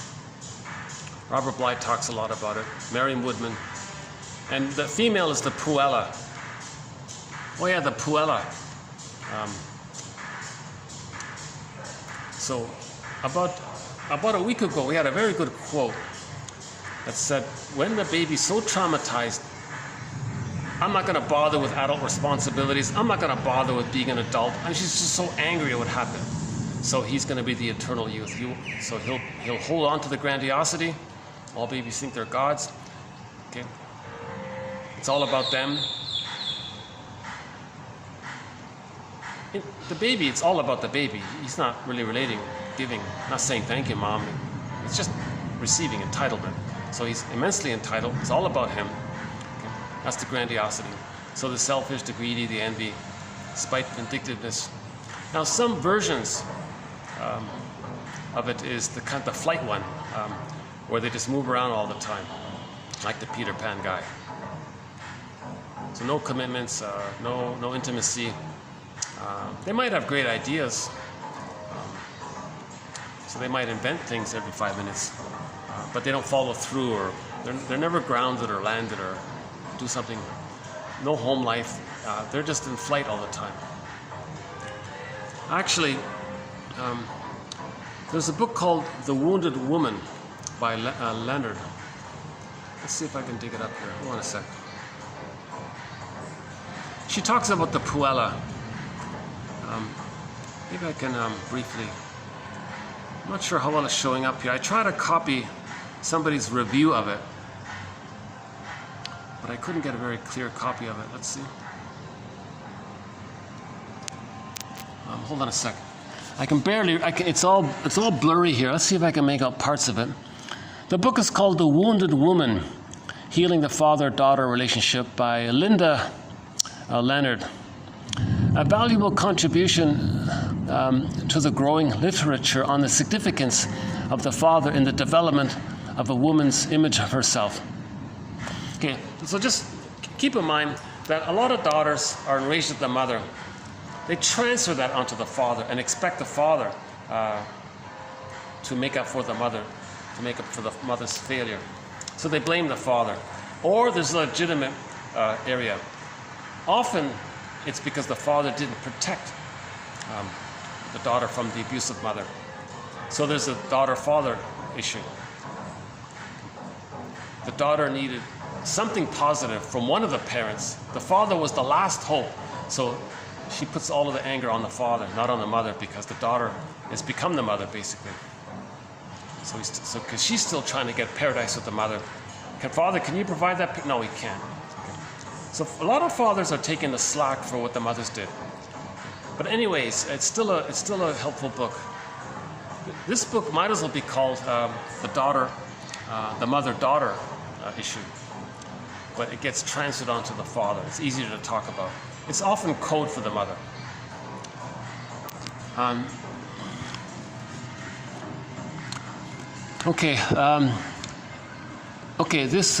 This book concerns the wounds inflicted upon women who have had inadequate fathering, meaning protection and safety, which should have been there from the mother anyways. The result, Mrs. Leonard states, is an impaired ability to form relationships or to work and live creatively, while the roots of injury for many of these women lie in damaged personal relationships with their fathers, i.e. mothers. The author points out that the whole story in which we live, is that right, functions. So we transfer the disappointing parent onto the world.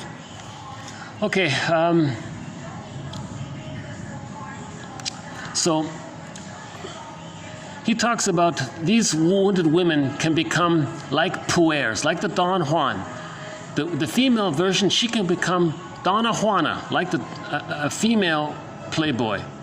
So the boy who doesn't want to grow up, he's the playboy or the Don Juan. The female version of it is the Donna Juana. Okay, so this is the puella, the female version of it. Now, there are other versions of the eternal girl. So the puella can be called the eternal girl, or a reaction formation called the Amazon girl, in a negative way. So the eternal girl, who never grows up,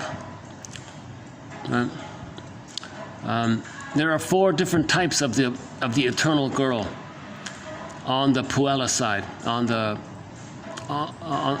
wounded side. We've got the darling doll. Okay, for example, Ibsen's play The Dollhouse. So the husband wanted his wife Nora to be just like a doll there. So she slammed the door and began the woman's movement. Robert Bly says, the woman's movement began when Nora slammed the door. Because she didn't want to be just a doll. The husband said, no, just be a nice little doll there. Another version of it is the girl of glass. She's shy and fragile, and living in a world of fantasy. Okay? Or the Donna Juana, that's the high flyer girl. And she gives examples from literature about this. Another one is the misfit. The misfit puella pattern plays out her perceived weakness and helplessness by letting herself be rejected by society or by rebelling against it in a destructive way through drinking, for example. This pattern of behavior may be the result of identifying with a misfit father, himself a playboy. And she talks about Marilyn Monroe a little bit being an example. And there was a movie called The Misfits, right, with Marilyn Monroe. Okay, now a reaction formation against this, the compensation for this is the armored Amazon. The armored Amazon describes a contrasting pattern to that of the eternal girl. Rather than the latter's helplessness, the Amazon unconsciously identifies with power and control. This pattern means that the woman is cut off from her own feeling and receptivity. So she becomes a toxic masculine. Okay? In other words, the Amazon in this example means she's going to be like a toxic masculine. Well, And there are different versions of it. She can become a workaholic, what's the other one here? The dutiful, the martyr one, the warrior queen. In other words, they're not really feeling. There's just some kind of hardened version of it. This book, The Wounded Woman, is overpriced at $17.95, has a labored style, and is sometimes repetitious. However, it offers valuable insights into why and how women are wounded and how they may begin the difficult and sometimes painful process of healing. A healing which involves redemption of both the father within and of the feminine spirit. So there isn't too much talk about the puella. And we did play a song. Actually, there's a song about the puella. We played it about 2 years ago. Yeah, I don't have it here.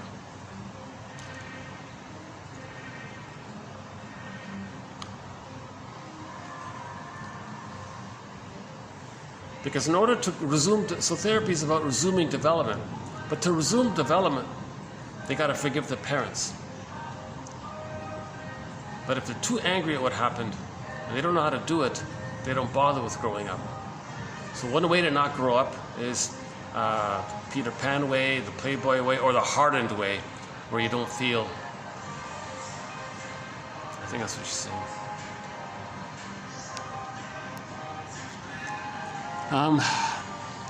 The general result of projection is an impoverishment of personality. So a lot of the self is in the bag. We project it. If we keep projecting and see it outwardly, we feel disconnected of ourselves, and we feel inwardly impoverished. To feel richer, we want to own what's within. We mentioned briefly about the paranoid schizoid position. Paranoid schizoid position. The quality of anxiety from the baby's point of view is paranoid, i.e., the baby's fear via their own projections may be of persecution and attack. So if the baby's needs not getting met, he's angry and he's devouring. He wants to bite and get in, so he's attacking now. He projects that quality onto the mother and says the mother is dangerous. So anytime someone says, oh, they are dangerous, they're such a threat, they're talking about a symbol to describe that when they were a baby, they wanted to devour, and they were aggressive, and they were desperate to take in. So they were greedy and ravenous and voracious.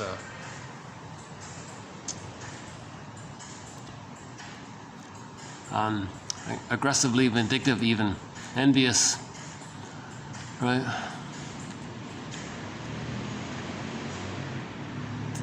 Again, the paranoid schizoid position, the quality of persecutory anxiety. Because the baby projects his rage onto the mother and says the mother's enraged. His means of defense against this is to split the image of the mother. That's the schizoid part. Okay, indigenous people had rituals. Now, the ritual does not affect the transformation of healing. It merely contains it.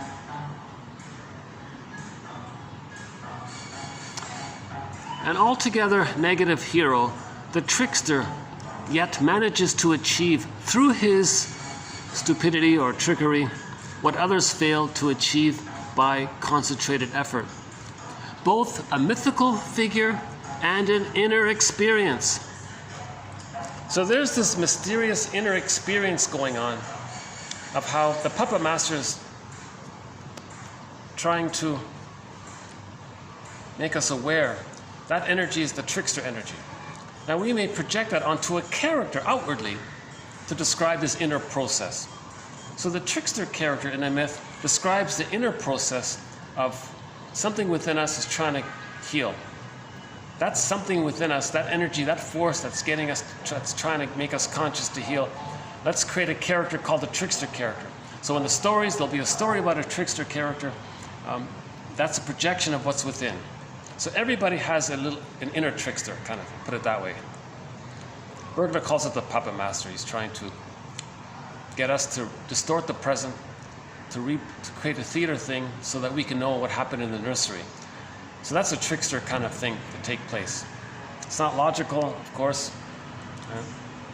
and to convey this unreasonableness, the trickster in the mythological story is seen as a dumbling or unreasonable, erratic or whatever.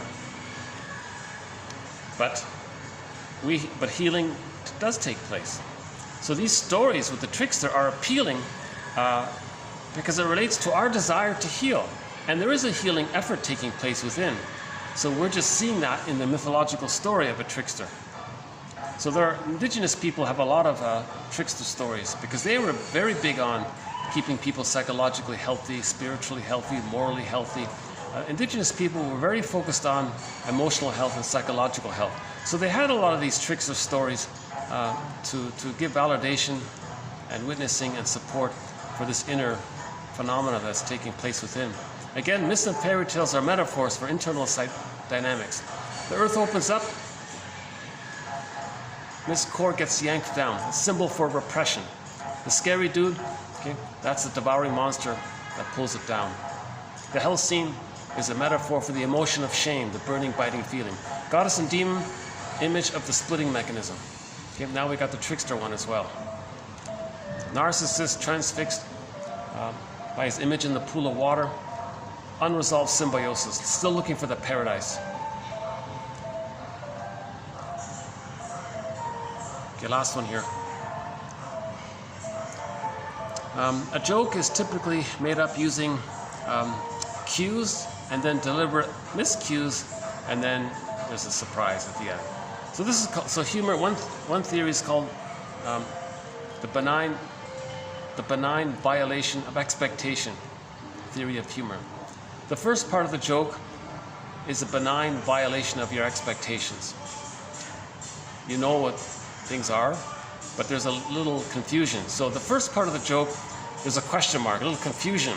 It's not too much, but it's a little anxiety provoking, a little tension there. It's not too much, it's benign, harmless tension is created. Knock, knock, who's there? Or a little tension, a little mystery there. Then you get the answer. The second part of the joke, you get the answer. Oh, okay. Now when you get the answer, okay, you feel safe. So from the tension to the safety, you get the little release there. And it can lead to laughter. The same phenomena takes place with crying. You feel tense because you can't cry. You feel safe, then you cry, and you release. Okay. So the first part's the tension. You feel safe, then there's the release.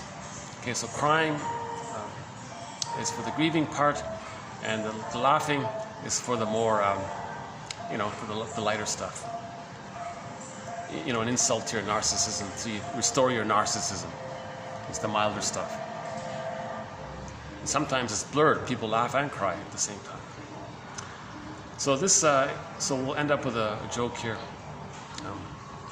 This author here, Herbert Strean, is it Strean or Strean? He told a story that he used to love telling jokes all the time. And when he went to therapy himself, he was nervous. So he wanted to make the therapist laugh. So he was telling the therapist all of these jokes. The therapist wasn't going to collude. Yet, I still recall one joke. One joke got through. One joke that I told my therapist that did make him laugh. It was this. A beggar, here's the joke. A beggar approached a dignified and elegant gentleman and asked, quote, "Mister, would you please give me a quarter for a cup of coffee?" The gentleman responded angrily, quote, "I gave you a quarter just an hour ago." To which the beggar responded, "Mister, stop living in the past." Because therapy is all about repeating the past. It was a joke about how we replay the past. So this guy learned that as a child, he could tell jokes to deal with his anxiety. So he was living in the past by telling jokes. So that was the joke. So the therapist picked up on it somehow. So joke telling is a defense mechanism.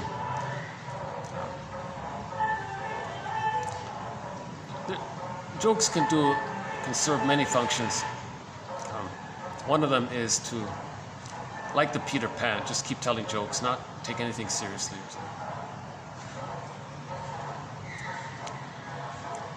Okay, yeah, a very awkward day today. I feel very strange today, to tell you the truth.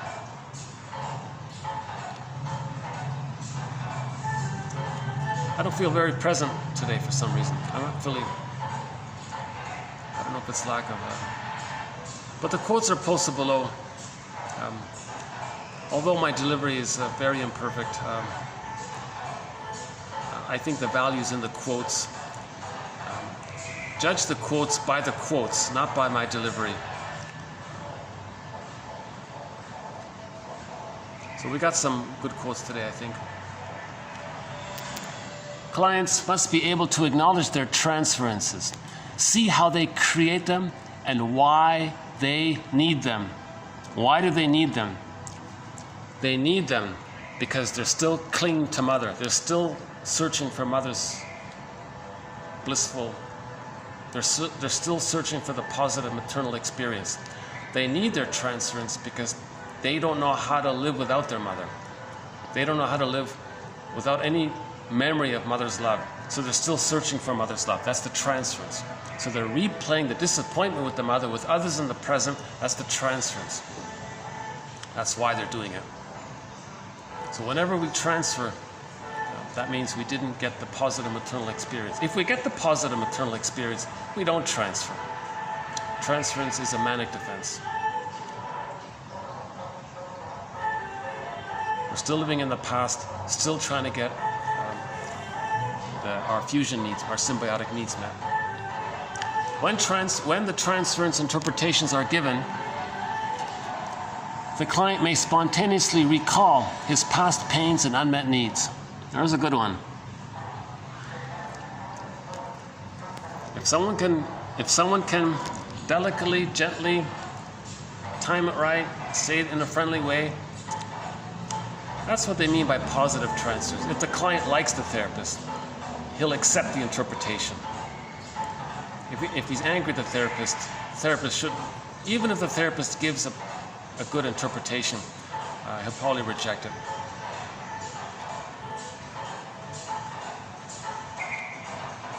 Repetition compulsion always fails in its repeated attempt to symbolize the traumatic. So the positive intention is to symbolize the traumatic.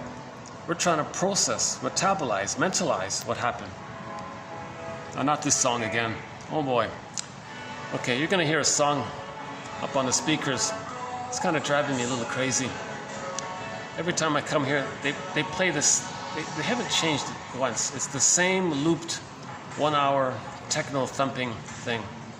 And some of the songs are starting to... Okay, never mind. We want to symbolize the traumatic. Rumpelstiltskin. Find the right words. We're still looking for the right words.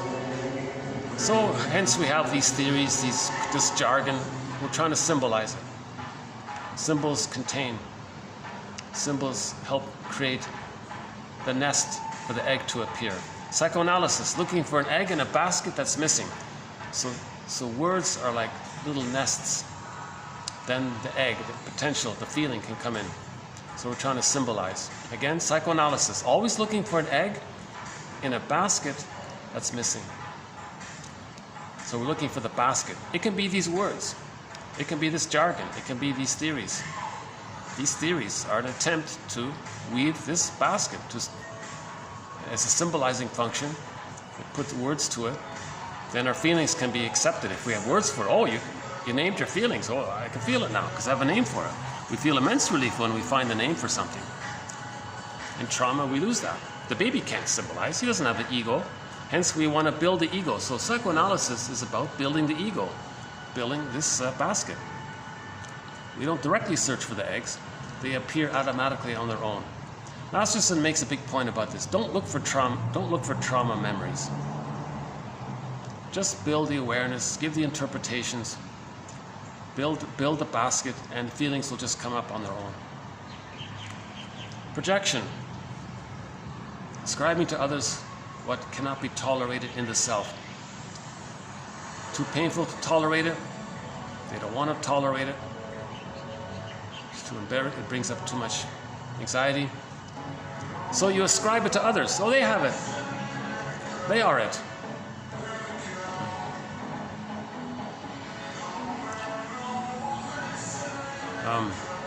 That annoying song now.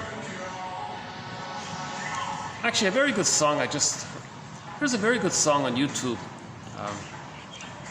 It's a combo song. They blend the Glee cast blended the song "I Will Survive" by Gloria Gaynor and a song called "Survivor" by the group Destiny's Child. They blended it together. They did an awesome job. If you look up Glee, "I Will Survive," "Survivor," they did a great job with that one. Another great job is "More Than a Feeling." They did it. So those are two excellent covers.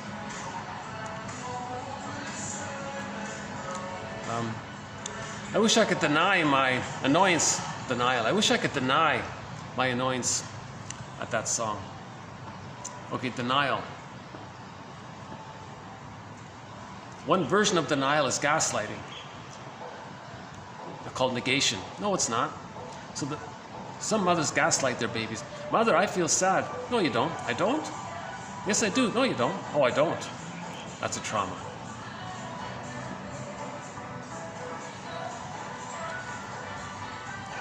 So, deny that we are the cause. Yeah. So, if the baby identifies with the aggressor, the mother's did, and they're acting like the mother. Well, they're not the cause. The mother did it, but they're acting like the mother. Okay. So, 10 billion tons of plastic in the ocean. Oh, you don't want to face it. Denial is a defense mechanism against anxiety. All defense mechanisms like denial and repression and repetition, compulsion and transference, projection, etc., splitting, they're all there to deal with anxiety. Deny that we can solve it. We can solve it. Of course we can solve it. We have the means to have harmony on earth and all that. Of course we can. But if the compulsion is rage at the mother in our memory system, we can't solve it. My priority is to express my anger at the mother, act like her, to show her up, to protect her, to save her.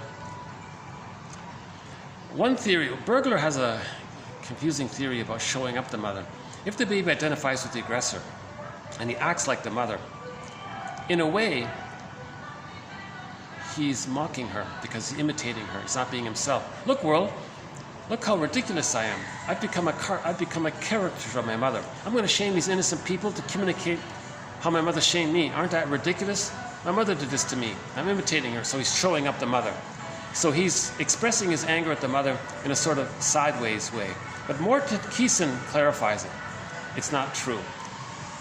If he truly wants to express the anger at the mother, then he's got to take it up with the mother. Don't blame.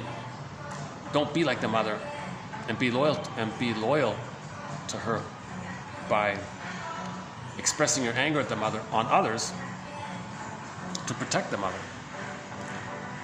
Finally, we say, "Oh, it's too late." Say it to us. Another denial one. Denial. We don't have many quotes on denial. Denial is not a river in Egypt. Next one here, about relationships. Just remember that your partner, their psychic structure, their template, their defense mechanisms, their unmet needs and wishes, their repetition compulsions, their coping patterns existed long before you met them. So you want to look at the psychic structure. Okay, and we did 2 examples of interpretations here. One about the lateness, and the one about the guy who is angry at women because he's really angry at his mother. The goats one. See, it's interesting, right? The goats will reject some offspring after a certain point. Mothers can reject their own offspring. It's even worse.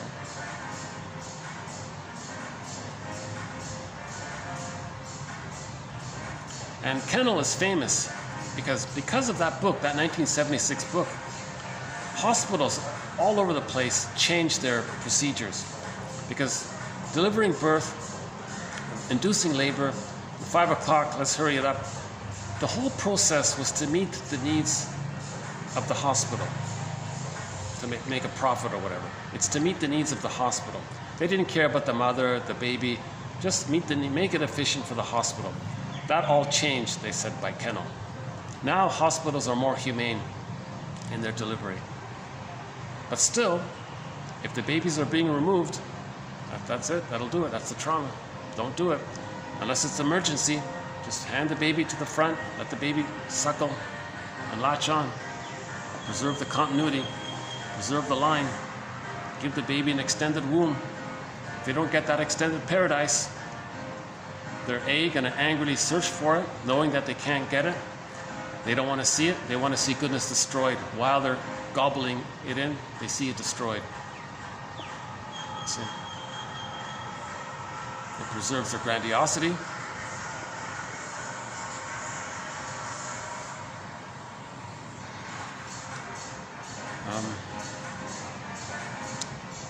Being greedy is still being loyal to the mother. Being envious is still being loyal to the mother. They're mama's boys. Anybody who's short, not all mama's boys are short sellers, but all short sellers are mama boys. Whatever they say otherwise. If somebody achieves differentiation and they left the mother, it's I'm okay, you're okay. To be a short seller, you got to think, I'm the aggressor. The aggressor was seen as okay. Now I wasn't accepted as okay. I'll see that onto others and say others are not okay. So the short seller is, I'm okay, you're not okay. That's a sign of trauma. In healthy development, it's I'm okay, you're okay. Yes, we're confused and all that, but I'm okay, you're okay. We're all family, right? Literally, a human family.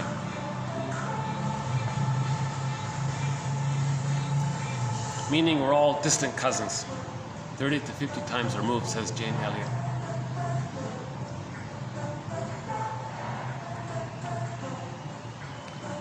This fusion, don't think this fusion thing is to be idolized. You know, imagining you're one with the good breast in the sky and getting a little inkling of reviving some of the symbiosis you felt in the womb. That's not really healthy.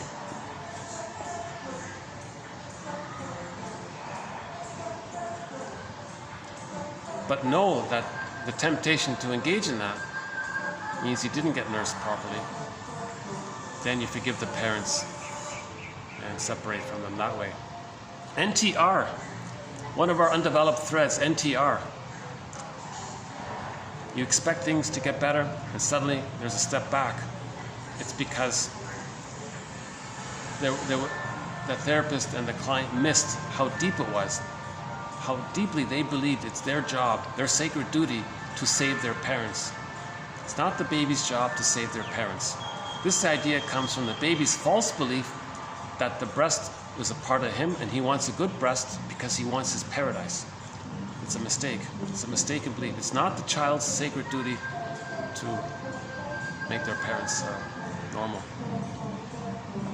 Mothers are there to meet the needs of the children as best they can.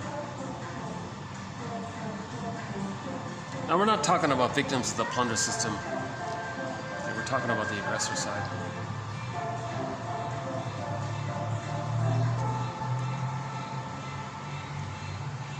We are of, not above, the natural world. That's why I like traditional Chinese paintings.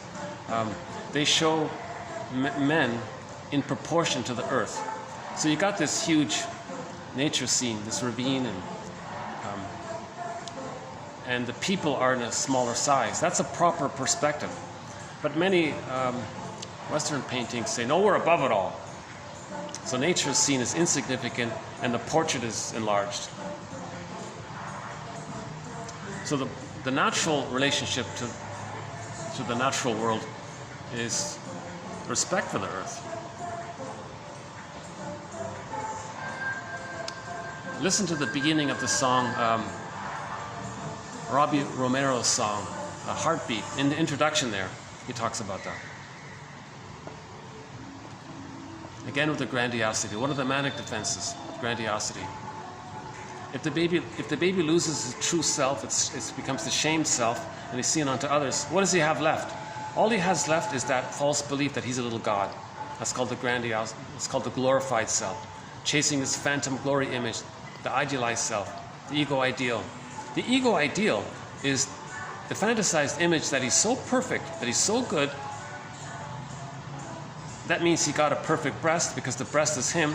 Then he can get his paradise. You see? So he's chasing for the paradise. So this glorified image, this grandiosity, is still chasing for the paradise. See, that's a point right there, I think. Despite the fertility of the real and symbolic Mother Earth, her actual fortitude and bountiful natural resources are not beyond limit. People don't realize that. People don't care.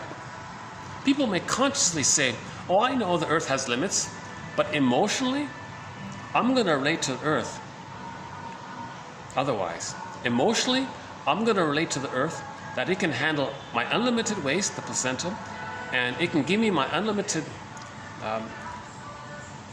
love that I needed. Somebody just passed by. Okay. So it's similar to the Falling in Love series, TQ 2435-9. We did a 5-video presentation on the issue of falling in love, this infantile transference love. We fall in love. Somebody reminds you of the parent.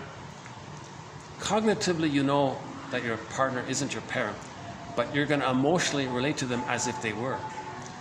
Emotionally, they're your parent reincarnated in the partner. I love you, you're perfect, now change. The fantasy is that your partner, meaning your parent 2.0, seen as represented as the partner being the proxy of the parent. Again? Okay. That your partner, your parent, is going to change their ways and be the good mother that should have been there in the first place. Be the good mother that should have been there in the first place. Unrealistic. See? Likewise with the earth. It's not the same idea. Just as it is unrealistic to think that the person you fell in love with can be the good parent that should have been there. Likewise, the earth, it's the same idea. Mutatis mutandis. Same with the earth. In the last video, mutatis mutandis for that one, in the last video. A Latin phrase. Make the necessary adjustments. Yeah, okay, why don't we play that one? Do you think calling Mother Earth is helpful? Well, for indigenous people, it's okay to say Mother Earth. It's okay, because they were loved by their mothers, they respect their mothers, they appreciate their mothers. That's okay. But in North America, people unconsciously hate their mothers. So it's not going to work. It's not going to be helpful to say Mother Earth for traumatized people. Really? There's the mother again? Oh, I hate her. Okay. So let's play Kristen Wilson, because that's the point she makes in her speech. It's about 10 minutes long. Let me cue it up here. Kristen Wilson gives a speech called In the Dark. Here it is here. Kristen Wilson, Ooh My Soul, a great speech. She talks about how that's called the planet Earth. One of my favorite lines is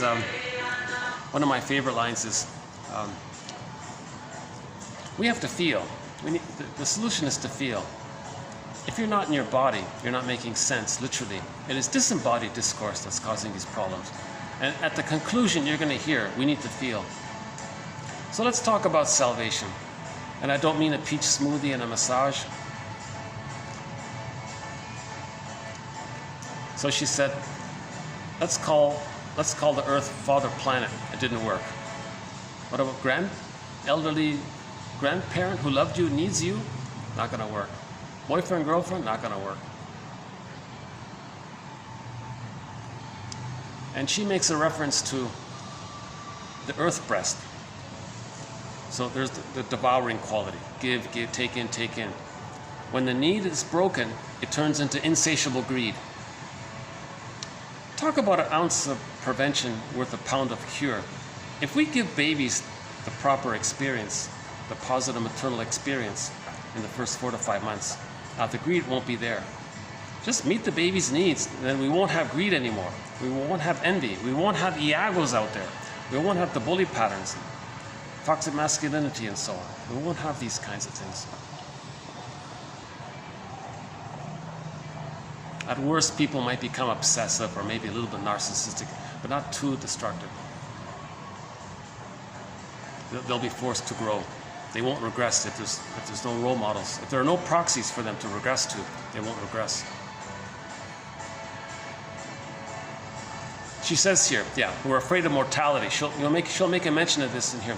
We're afraid of the dust, the mortality, the earth, the dust.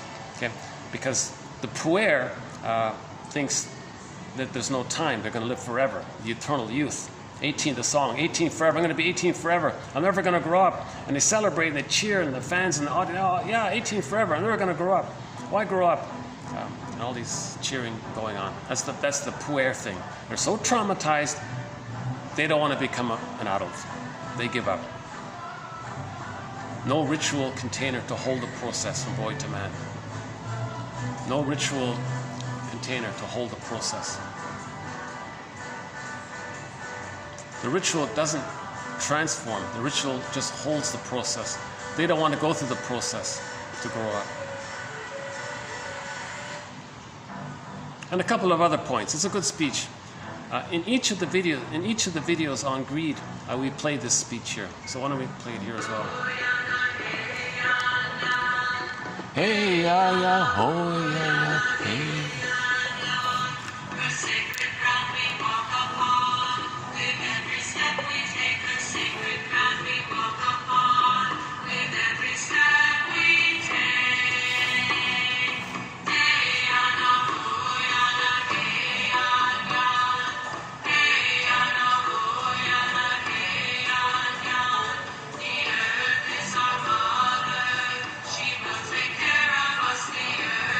See, the indigenous people are saying good things about the earth. That's an indigenous song, right?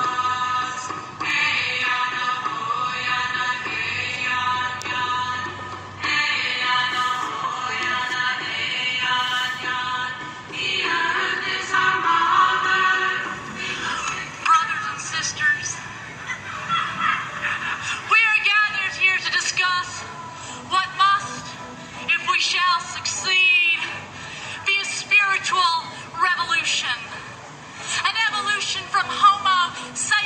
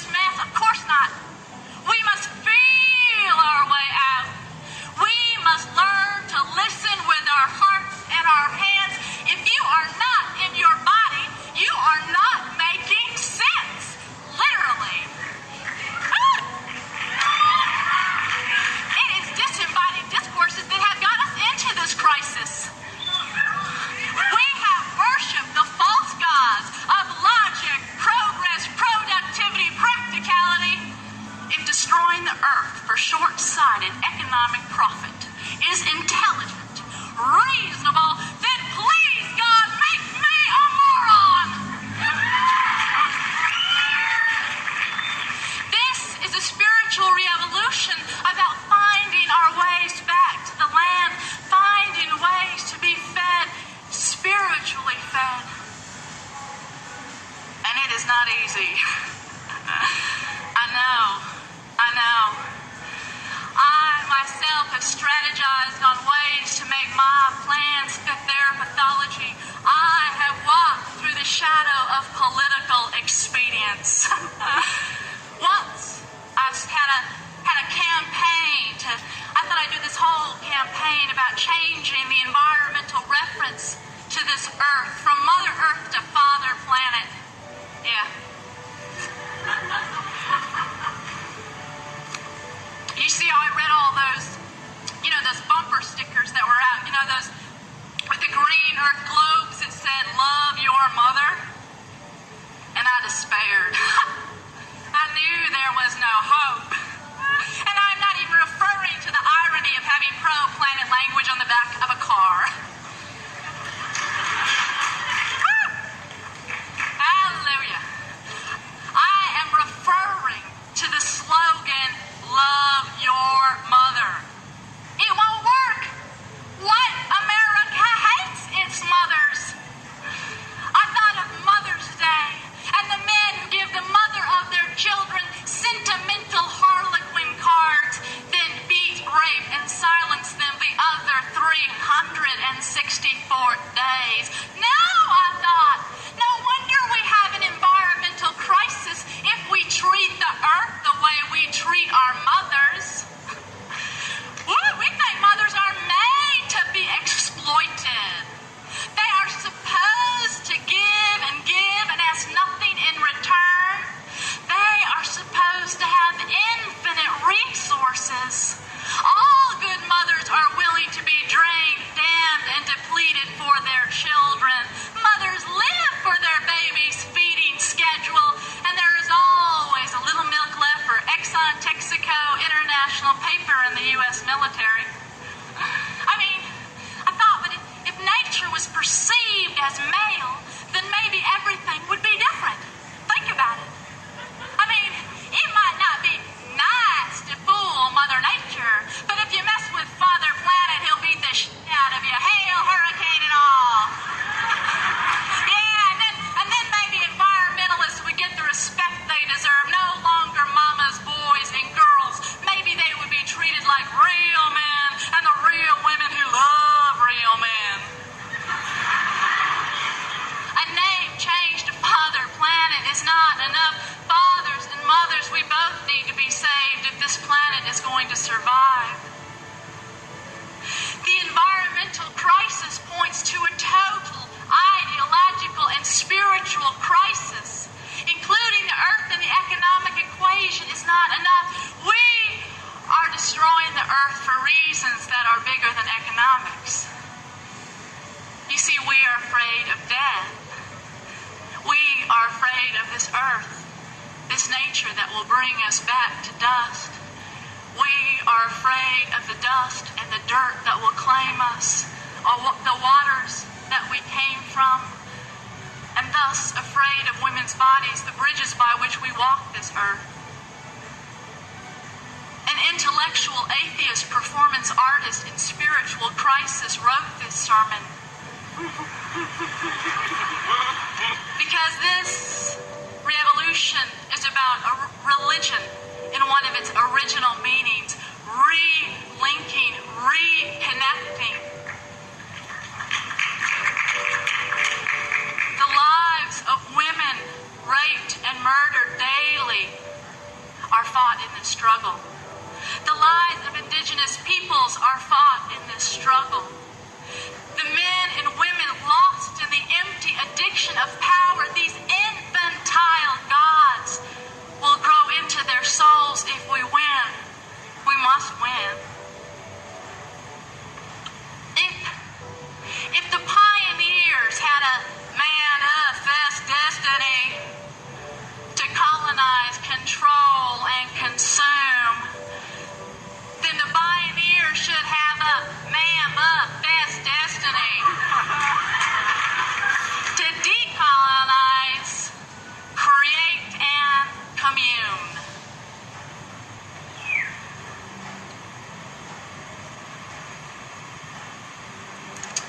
But this must be a spiritual re-evolution, not just the environment separate and distinct from its home and all and everything. You see, if this is a spiritual re-evolution, if we get to feel as we fight,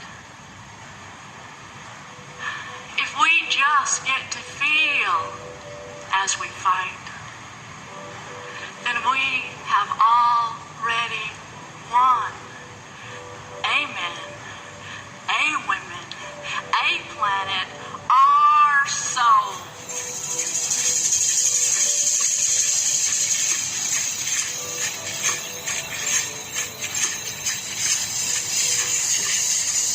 And one of the things she says, relinking, reconnecting with ourselves. So we lost ourselves in the bag. We want to reconnect with it, relink it, own it. That's the projection one. It's the projection one. Our self is in there, so we want to relink and reconnect with ourselves. Then we feel embodied, because ourselves, our feelings, the golden ball is in there. Our feelings, aliveness of affect, needed affect, appropriate affect, a wide range of affect. In the Disney movie Inside Out, that's represented by the characters Joy and Sadness, who got zooped into the bag. So that bag is a metaphor for the brain, for a part of the brain called the non-reporting brain. So when the brain gives us information and we get it, that's our mind, our consciousness, and so on. Now the brain would like to send us more memory and feeling. When it can't, it's called the non-reporting brain, or the unconscious. We want to make it safe, weave the nest to get back the egg, to reconnect with ourselves. So relinking, reuniting with ourselves, then we're feeling. That process of feeling, that's called Odyssean, because we look in there, that's the hell scene. Okay? That's the other world, the unconscious world. Okay? Now shame is in there, the burning, biting feeling. The backdrop is the burning, biting feeling. The shame, so you got to face the shame. How we were shamed. Shame is related to the loss of identity. Okay? When we lose our identity, we feel shame. No good, defective, and all that. So that's why it's the hell scene. The underworld is the unconscious, is the hell scene, the underworld. Okay? So Odysseus went there. Demeter went in there. Okay? In every myth or fairy tale, when the protagonist goes into the other world and things are scary and all that, they got to face things. Okay? That means facing their own projections that they denied, facing their false beliefs. Now there may be a helpful character in there called the trickster character, Hermes or something. There may be like a helpful character. That's the trickster character. Okay, so Anansi in Africa, it's Anansi, right? Every culture around the world has some kind of character in their mythological stories. Yeah, it's the year of the rabbit now, isn't it? I think in some African countries, in some of their stories, the rabbit, the bear rabbit, is the trickster character. Right? And somebody made a glimpse. I think somebody made a comment about that, like the Bugs Bunny character. He's always tricking the other guy, Elmer Fudd or something. He was always the smart one, outwitting him, out-tricking him or something. That's like a little slight reference to that, maybe. But it's really the indigenous people. They're very strong on the trickster. Robert Bly makes this point, how there's that there are so many trickster, that humans have invented so many myths involving trickster tales. We need this healing. We need this constant soul repair activity kind of thing. Humans come out too early. I guess that's the main thing, right?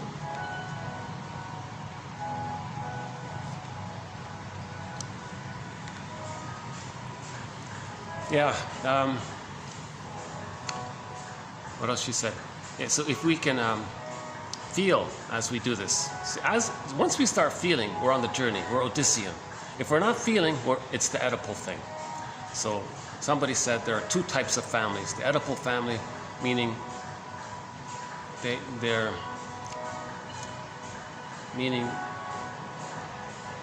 person has a mother complex.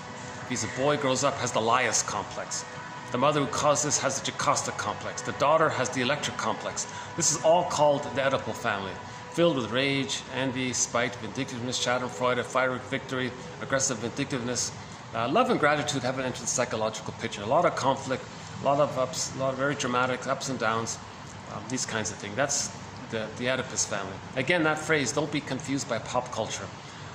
That myth is a metaphor for when the mother uses the baby, that means the mother's love's not there. The more the mother's love is not there, the more the baby sticks to her, looking for it. Now, in the psychic template, he's married to mom, but the child didn't cause this. The mother's rejection caused the baby to do this. So the mother married the child, not the other way around. Okay, so it's mixed up. If you want to say it in those terms, psychologically, the mother married the child. If she's using the child to be a partner for her or a parent for her, psychologically, the fusion is still there. If the fusion is still there in the bully pattern, the Iago pattern, some of these other patterns, where there's greed, envy, short seller pattern, we can say maybe. Short seller pattern is using greed as a tool to express their envy,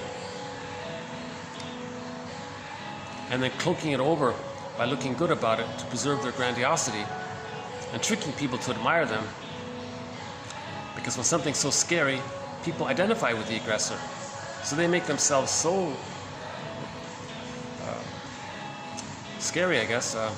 People are to not face the fear of that, they want to become them. It's called identification with the aggressor. Just like the baby identified with the mother aggressor. So we talked about that in 2500, TQ 2500, I think. It's either in that one or in 2499, one of those two.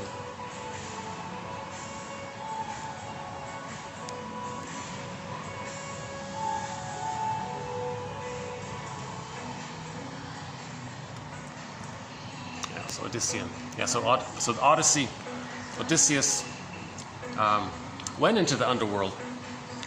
Means face the truth, face the shame. He saw Jocasta in there. He saw his mother, Jocasta. See?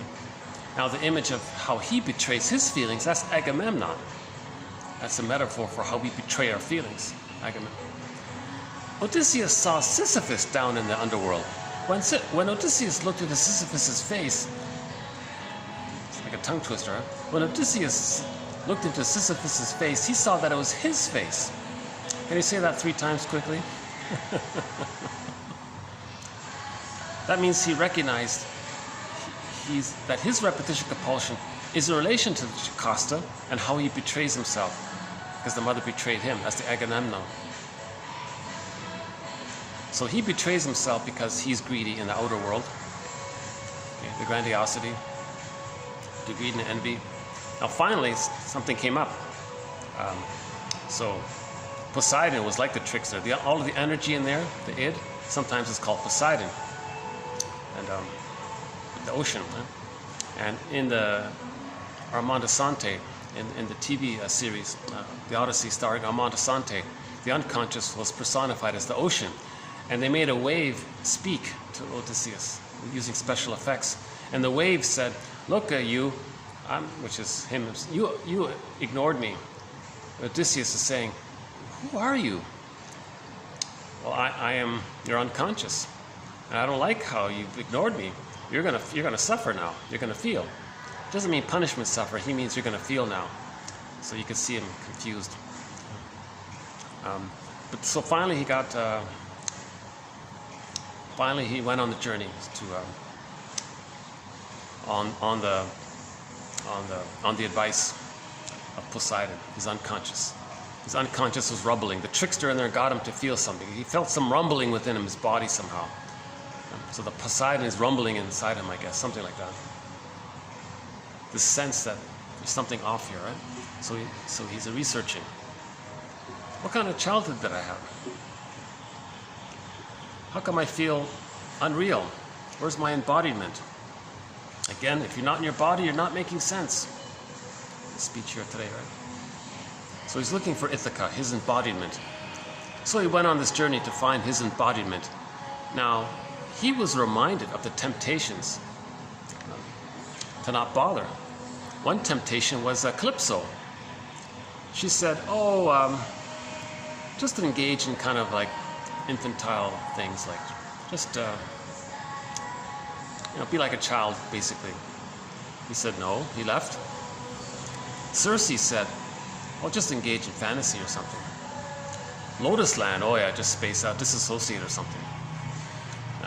Another one was the sirens. We have a vision, actually we have a picture of this one here on a stamp, the sirens. Hold on a sec. This is from a stamp, a great stamp. So here's Odysseus, showing up here. So you can see, so this, I don't know if it's showing up here. So you can see that Odysseus was hearing within himself some kind of memory that, why bother, just give up. He said no. He tied himself to the mast, meaning he's resisting the temptation to just give up. He's going to continue on his journey. Now, an updated version of it, I believe, is the guy with the wax in his ears, where he just doesn't hear it anymore. He doesn't care anymore. First, he's got to resist. He's got to make an effort to resist the temptation to give up. The siren, that voice there of the siren, that's just a part of him. That's just a part of him saying, why grow up and take on adult responsibility? Why find your feelings? Why find your embodiment? Why find your inner home? Just be a playboy, just give up. You see? So he resisted the temptation. That's a great one there.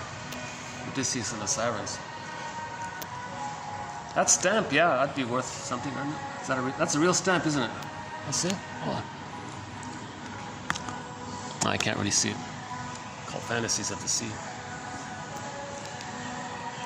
If you watch the Armand Assante, the Odyssey, I recommend the VHS, the tape, because it's all there. When they converted it over to DVD, I couldn't believe it. They cut out one of the most important scenes. This scene here, they cut it out. The scene with the sirens, they cut it out. What are the key scenes? Because in this scene with the siren, we know what happens when he gives up. He loses himself, pretty much, right? The metaphor is, right? The sailors cry. Right? See, that metaphor is, there's no chance anymore. He's just so crushed by it if he gives up. Negative therapeutic reaction, NTR. It's not completely over. He can still recompose himself and try again. But he wants to stay on the journey. So he's searching for Ithaca, his home, a metaphor for his embodiment, so he can make sense.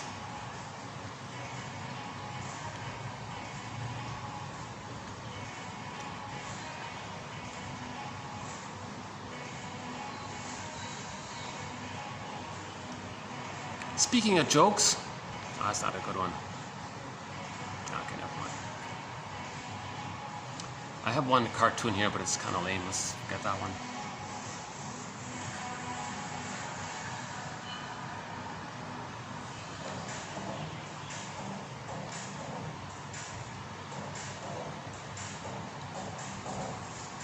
Hey, Field. What are we doing here? So we've got about 30 minutes left there. Okay, still recording. Okay. On occasion, I accidentally hit the stop button or something, or the pause button, and I'm talking, and it takes me a while to realize that it's not, it's not recording. For the price of a cup of tea,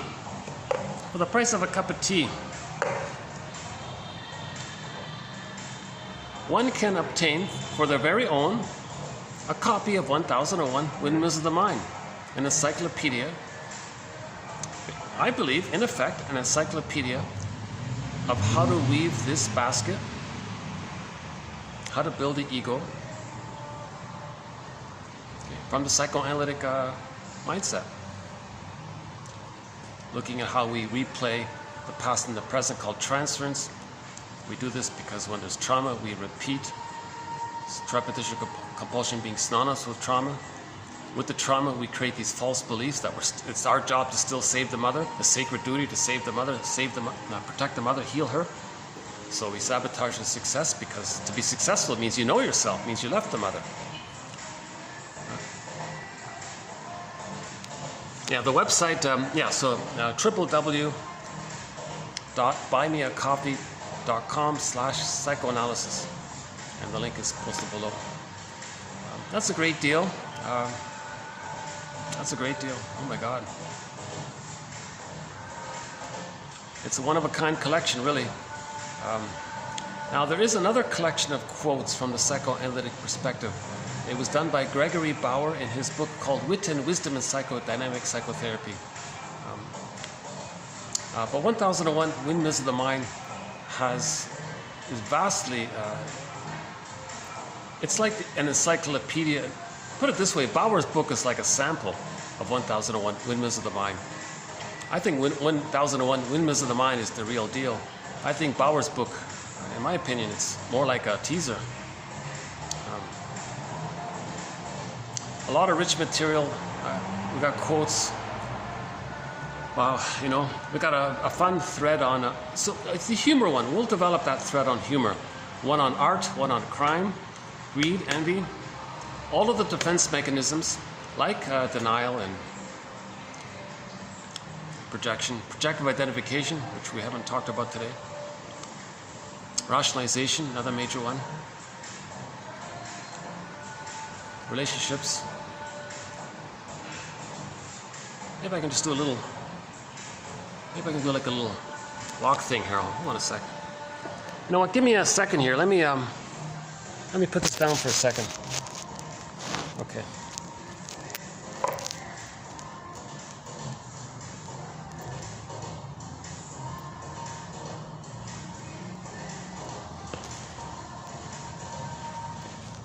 Okay.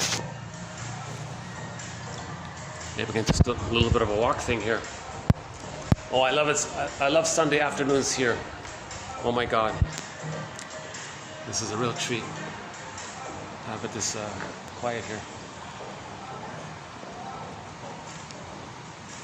So this video will end in about 20 minutes. If it suddenly cuts out, at any time, if this video just suddenly cuts out, that'll be the end of it. So why don't I just say it now? So thank you very much. This has been TQ2501. So we now have 2,501 therapy quotes. Today's one is it's just one quote, but it's got 25 parts to it.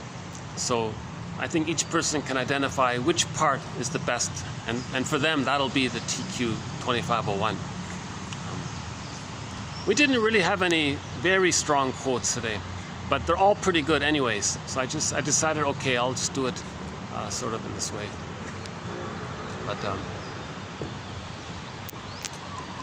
well, it's starting to cool down a little bit finally.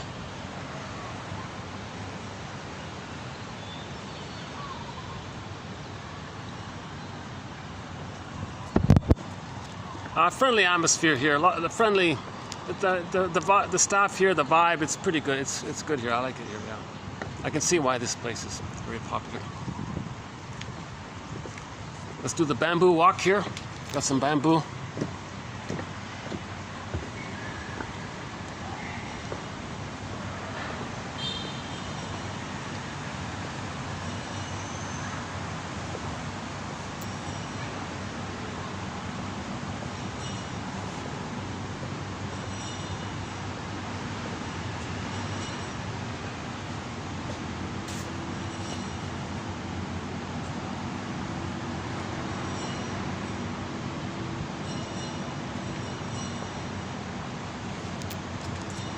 I'm just wondering if there's any other final thoughts here. So just be aware of transference. Acknowledge it. Acknowledge it. And then acknowledge why you're engaged in transference. We're engaged in transference because there's trauma. The trauma is we're still searching for the paradise with the mother, with somebody in the present. It doesn't work, so we transfer again and again. Edmund Bergler's metaphor of that record. Every neurotic is a music enthusiast, but he only has one record. That's the traumatic memory. And he carries this record with him everywhere he goes, and every time he sees a record player, he spins off that one record. So that's why we transfer. We transfer because of the pain we're still feeling at not getting the paradise. But it's dysfunctional to keep searching for paradise. It's dysfunctional to keep transferring and repeating. Okay? It can never symbolize the traumatic event. It's dysfunctional. So there's the neurosis. We're missing our true self. That's the neurosis. So the goal is to get back to self, to reunite, to relink with ourselves. Then we're healed. That's the cure. So we own our projections. What are we projecting when we transfer? What unmet need are we denying? Well, accept it, acknowledge that we had that need.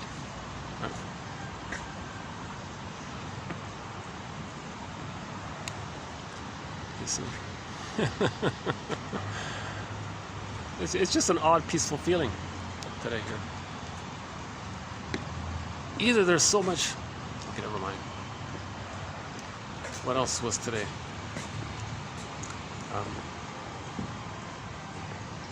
And if the transference is so intense that the person doesn't want to consider that he's replaying the past in the present, misusing the present, distorting his perception in the present to accommodate the past, to fit the past, because he's trying to replay the past to get a better past. If he's in complete denial of it, that's called transference neurosis, which used to be called transference psychosis, interestingly enough.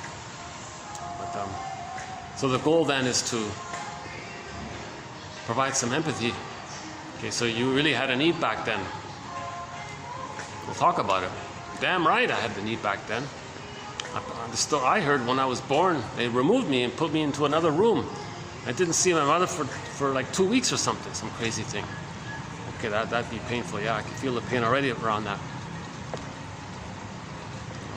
So grief is healed when it's witnessed by a caring witness. That's the yin of healing, the yin, the feminine principle, the yin. So we need the yin and the yang of healing. I love that huge Ferris wheel in China. Apparently, I saw that in somewhere in China, there's this massive Ferris wheel. I think it's called the Bagua, something about the Bagua, the hexagrams from the I Ching, famous old book. And in the middle, in the center, there's a massive yin-yang symbol, the Tai Chi symbol. And so one side is the yin, the feminine, the feeling. Actually, the yin is mainly there, right? And our consciousness, that's the yang. So we need both, our consciousness. So our consciousness, that's called free association. Just say what comes to mind. And what we need to say, we will start to say when we feel safe. Again, when you feel safe, stuff comes up, right? When you feel safe, your feelings come up. Just like the humor, like before we said about humor. You feel nervous in the first part of the joke. Okay, what's 5Q plus 5Q? What? You feel nervous. What does he mean? Then you say 10Q, and your answer, oh, you're welcome. Oh, okay. Okay? It's not funny anymore. I've told it so many times. Okay, so when you get the answer, you feel safe, then there's the kind of release, right? So in the healing, when you free associate, that's the yang, talking about what comes to them. This reminds me of this, that reminds me of that, and you keep going and stuff comes up, you see? Now that is able to take place when you feel safe in the presence of a caring witness. That's the yin, right? The safe presence, the caring, the one who cares about you, right? Wants you to, is okay with you healing, and wants you to heal. They're okay. They have that best wishes for you, kind of thing. They're okay with that. That's the yin, yeah? And usually they know something about it themselves, so they're not freaked out by it. So we need the yin and the yang of healing. So I love that yin-yang symbol, Ferris wheel. Yeah.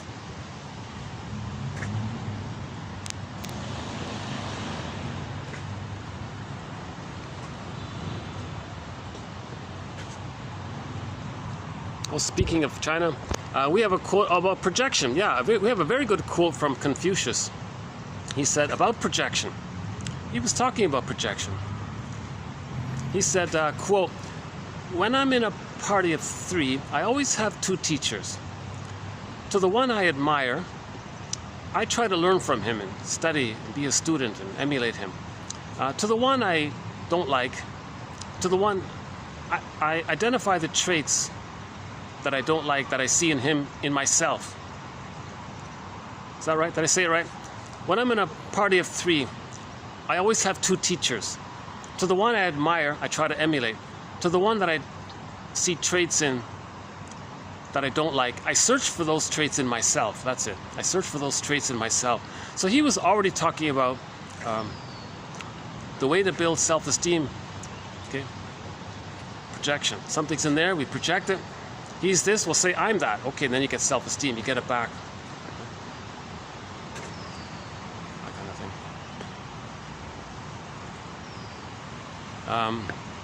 thing. One of our companion beverages is from Guangzhou in China, called Mei Gua Zhu Wu. Is that right? Mei Gua. I think that's plum. Mei Gua, and then Zhu Wu. It comes in a little tiny bottle. It's a plum wine. That's one of our companion beverages. The other one is Marlu Love from the Czech Republic. It's an apricot. Another one is Polliner's non-alcoholic beer called 0.0 from Munich. And the 4th companion drink so far is Egyptian licorice mint tea from the Yogi Tea Company. But you need the 3 parts. Egyptian licorice mint. You need the 3. Those are our 4 companion drinks so far. Oh, we got a curious tourist here.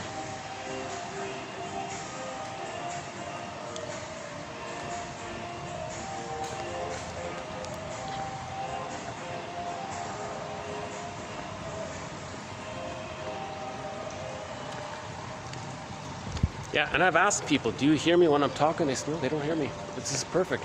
This little spot.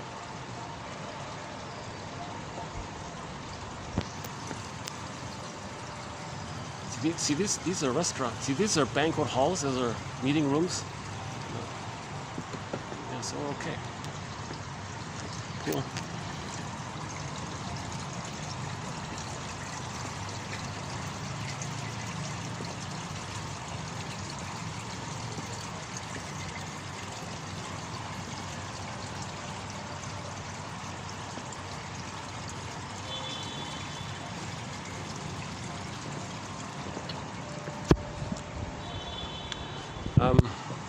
Why don't we play some Anshel to sort of wind down the video here. Anshel, one of our musical voices. We have about 7 or 8 of her songs so far. The most recent one of hers that we've played is a song called Hayfield. It's just about being emotionally nourished by nature. Spiritually fed by nature. Just feeling safe and nurtured. So we do need Mother Earth, right? Once in a while when we're stressed. Hayfield by Anshel.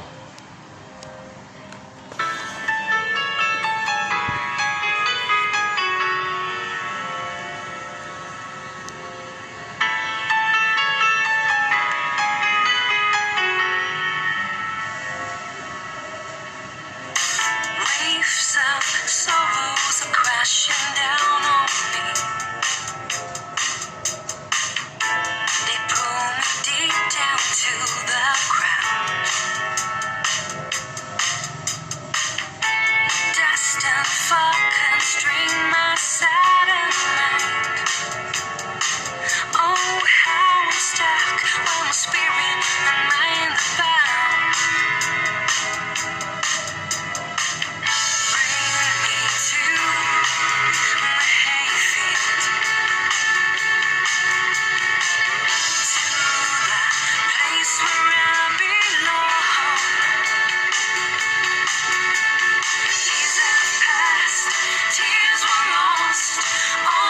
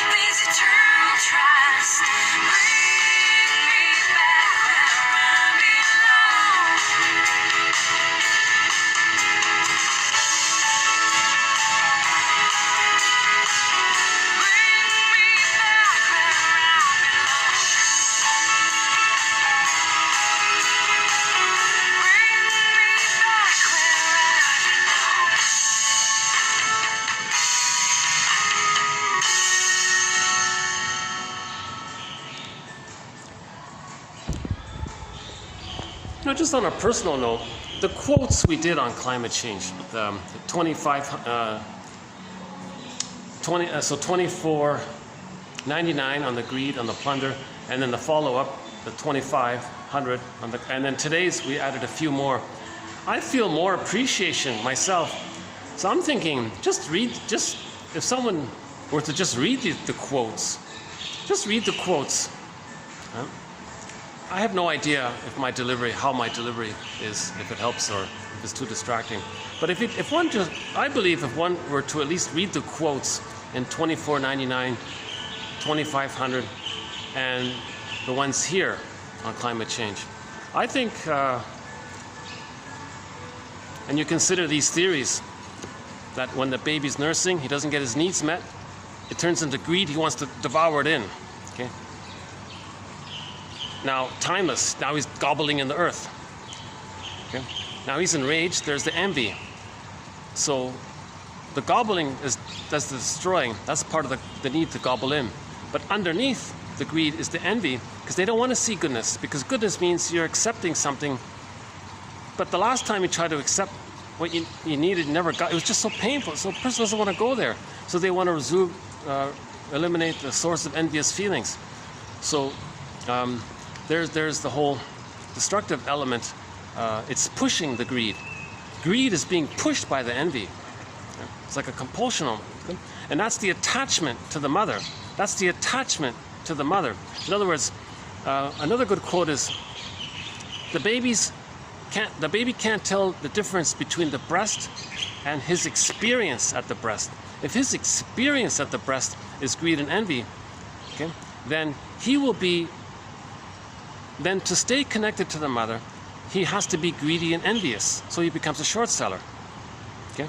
So to stay connected to the mother, the baby must stay connected to the mother. But the mother equals greed and envy. If mother equals envy, then the person will be envious and search for a job that allows envious. Okay? That's the connection to the mother. Okay? Another part is, we talked about the placenta is supposed to endlessly take care of the waste, so that's why all the dumping is going on. Plus, in the gobbling in thing, the baby's needs didn't get met at the breast, so they're just repetition compulsion of still trying to get it in. But no possession, no thing they gobble in can be the good breast. It can't be the breast that was needed. No item you buy can offer you the maternal positive experience and the reverie with mother. Nothing can do that. So, and depending on how severe the trauma is, then greed will play a role to fuel the envy will play a role to fuel the greed. Hence that short seller said, just before his passing, 99-year-old guy, multi-billionaire, maybe he wants to look good by throwing it's called narcissistic giving. He wants to look good. I'm going to do something good for you guys. So he threw humanity a crumb. Look, all of this, it's envy. Okay? What's the envy? The baby was so pained by the breast, he doesn't want to be reminded of it. So if symbolic breast outwardly, or symbolic goodness, meaning symbolic breast outwardly, material matter, okay, if that's damaged, then he doesn't feel envious. That's the breast. That's his connection to the breast, to destroy it outwardly, kind of thing. You see? So these theories, again, TQ 24.99, 2500, and plus I think a portion of this video here, the portion, and maybe now my final sort of summary of it, a bit of it here. I think put that together, that's pretty. I find that very helpful. I feel like I understand what's going on a little bit better myself by this.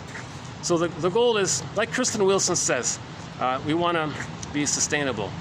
That's what she means by decolonize. It means no more plunder. Again, plunder, you create poverty and suffering.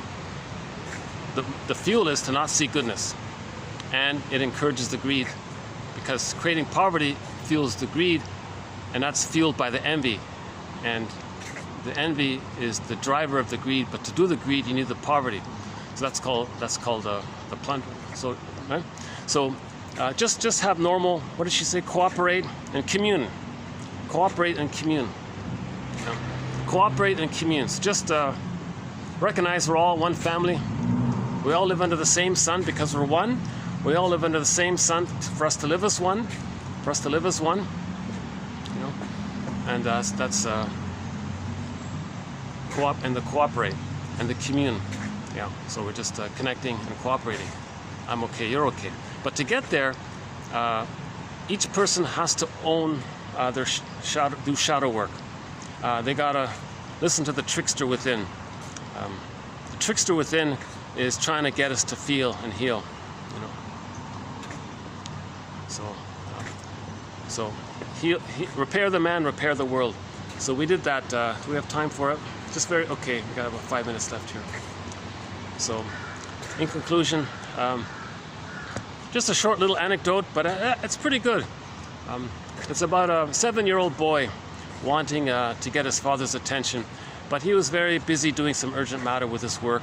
And he knew that his son loved jigsaw puzzles. So he took a magazine and found a full page of the globe, a world map. And he knew also that his son had never seen a picture of the world. So he ripped out from the magazine that page of the world map. He put it into pieces, gave them to his son with some Scotch tape and said, "Son, I got a task for you. Son, I'd like you to repair the world." And off you go. The kid very quickly, in a very short time, the kid comes running back. "Dad, I did it. I repaired the world." The father's curious. "Well, how did you do that?" "Well, and you didn't even really know, and you never saw a picture of the world." "No, that's true, I didn't." "How did you do it?" "Well, when you ripped the page out of the magazine, I saw that on the back there was a picture of the man, a picture of a man. So I turned the pieces over and discovered that when I repaired the man, I repaired the world." That's what Kristen Wilson said at the very end. It's not a separate thing. You don't just, it's not fragment, it's holistic. We heal people and outer is healed. Right? If people are healed, then the outer will be healthy. If we're healthy, the outer will be healthy. Maybe if we're making the outer unhealthy, we're trying to communicate that we feel unhealthy within, psychologically. If our mothers plundered our souls, and we plundered outwardly, we're trying to communicate that the mother plundered our souls. So let's heal our souls, then the natural expression will be to heal outwardly, that kind of thing. So there's that famous expression, as above, so below kind of thing. So, yeah. Any final thoughts here?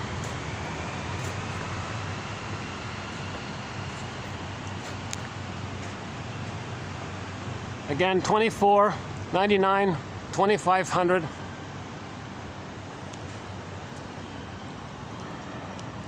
And if you're still interested, read the quotes from 24:78 to 89.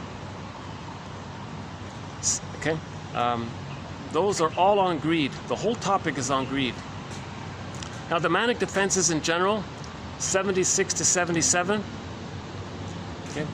Paul Libby Russell, 21:19, mentioned earlier about repetition compulsion. The Following a Loved One is a good one, 24:35 to 9.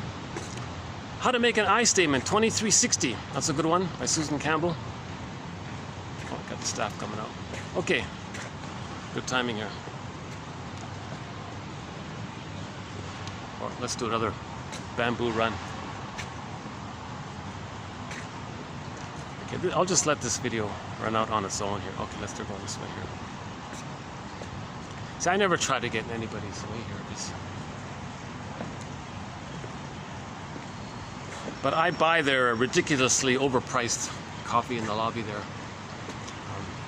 But you know, the gift shop here once in a while has something nice. Yeah, I bought a nice little swan thing the other day.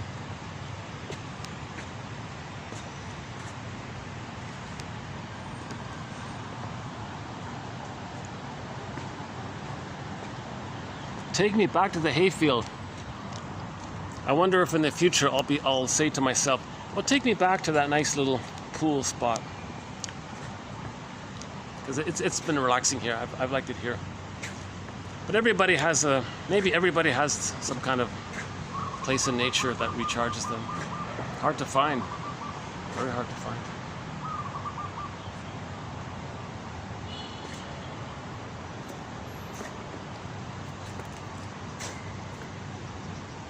There's a famous boat trip that one can take between a town called Yangshuo,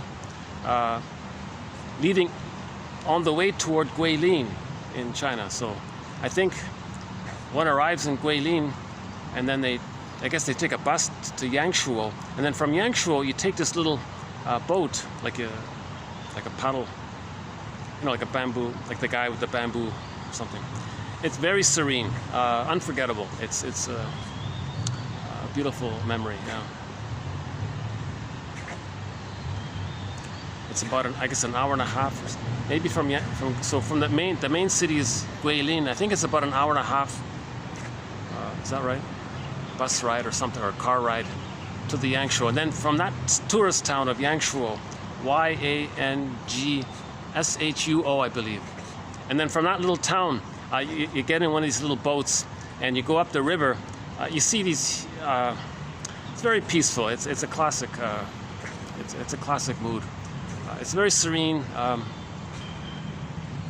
When I was on it, the tour guide said, those mountains, you see how it's shaped like a dragon, and that one's shaped like a horse?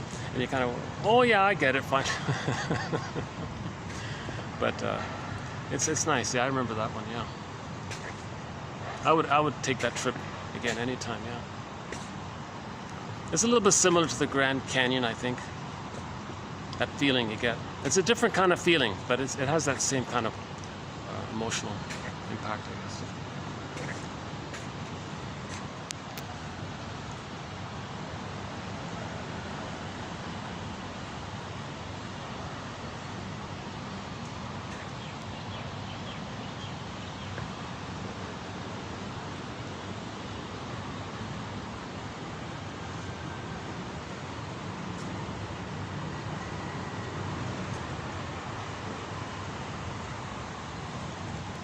Well, I guess I'll just hit the pause button here for today, and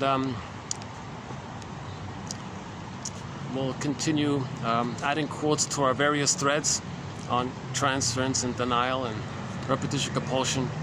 The humor one, yeah, I'm always looking for more jokes. One that we don't have as a TQ quote, but it's in the honorable mention pile, was the guy was complaining to the therapist. Then the therapist was asking the guy, what are you two complaining about? And the guy says, my wife won't tell me. So she's maybe being passive aggressive with the silent treatment or something. But see, that like something like that. It's not bad, but it's not really a TQ. It's not something in the TQ pile. But today's one about the beggar guy, right? Approaching the rich man. Hey, rich man, mister, spare me a quarter for a cup of coffee. Are you kidding? I just gave you a quarter an hour ago. Oh, stop living in the past, will you? It's now. So we want to stop living in the past. But in order to stop living in the past, we got to accept the past, face the past, feel the past, experience the past. Again with that Greenberg quote, you have trouble living in the present, so you dwell in the past because you never really lived it. So we got to face the past. That past is in the bag. We got to go in the bag and reunite and reconnect with our past because our self is in the past. So we want to face the shame, then we get ourselves back when we face the shame. That kind of thing. Okay, let's just let this run out. I think it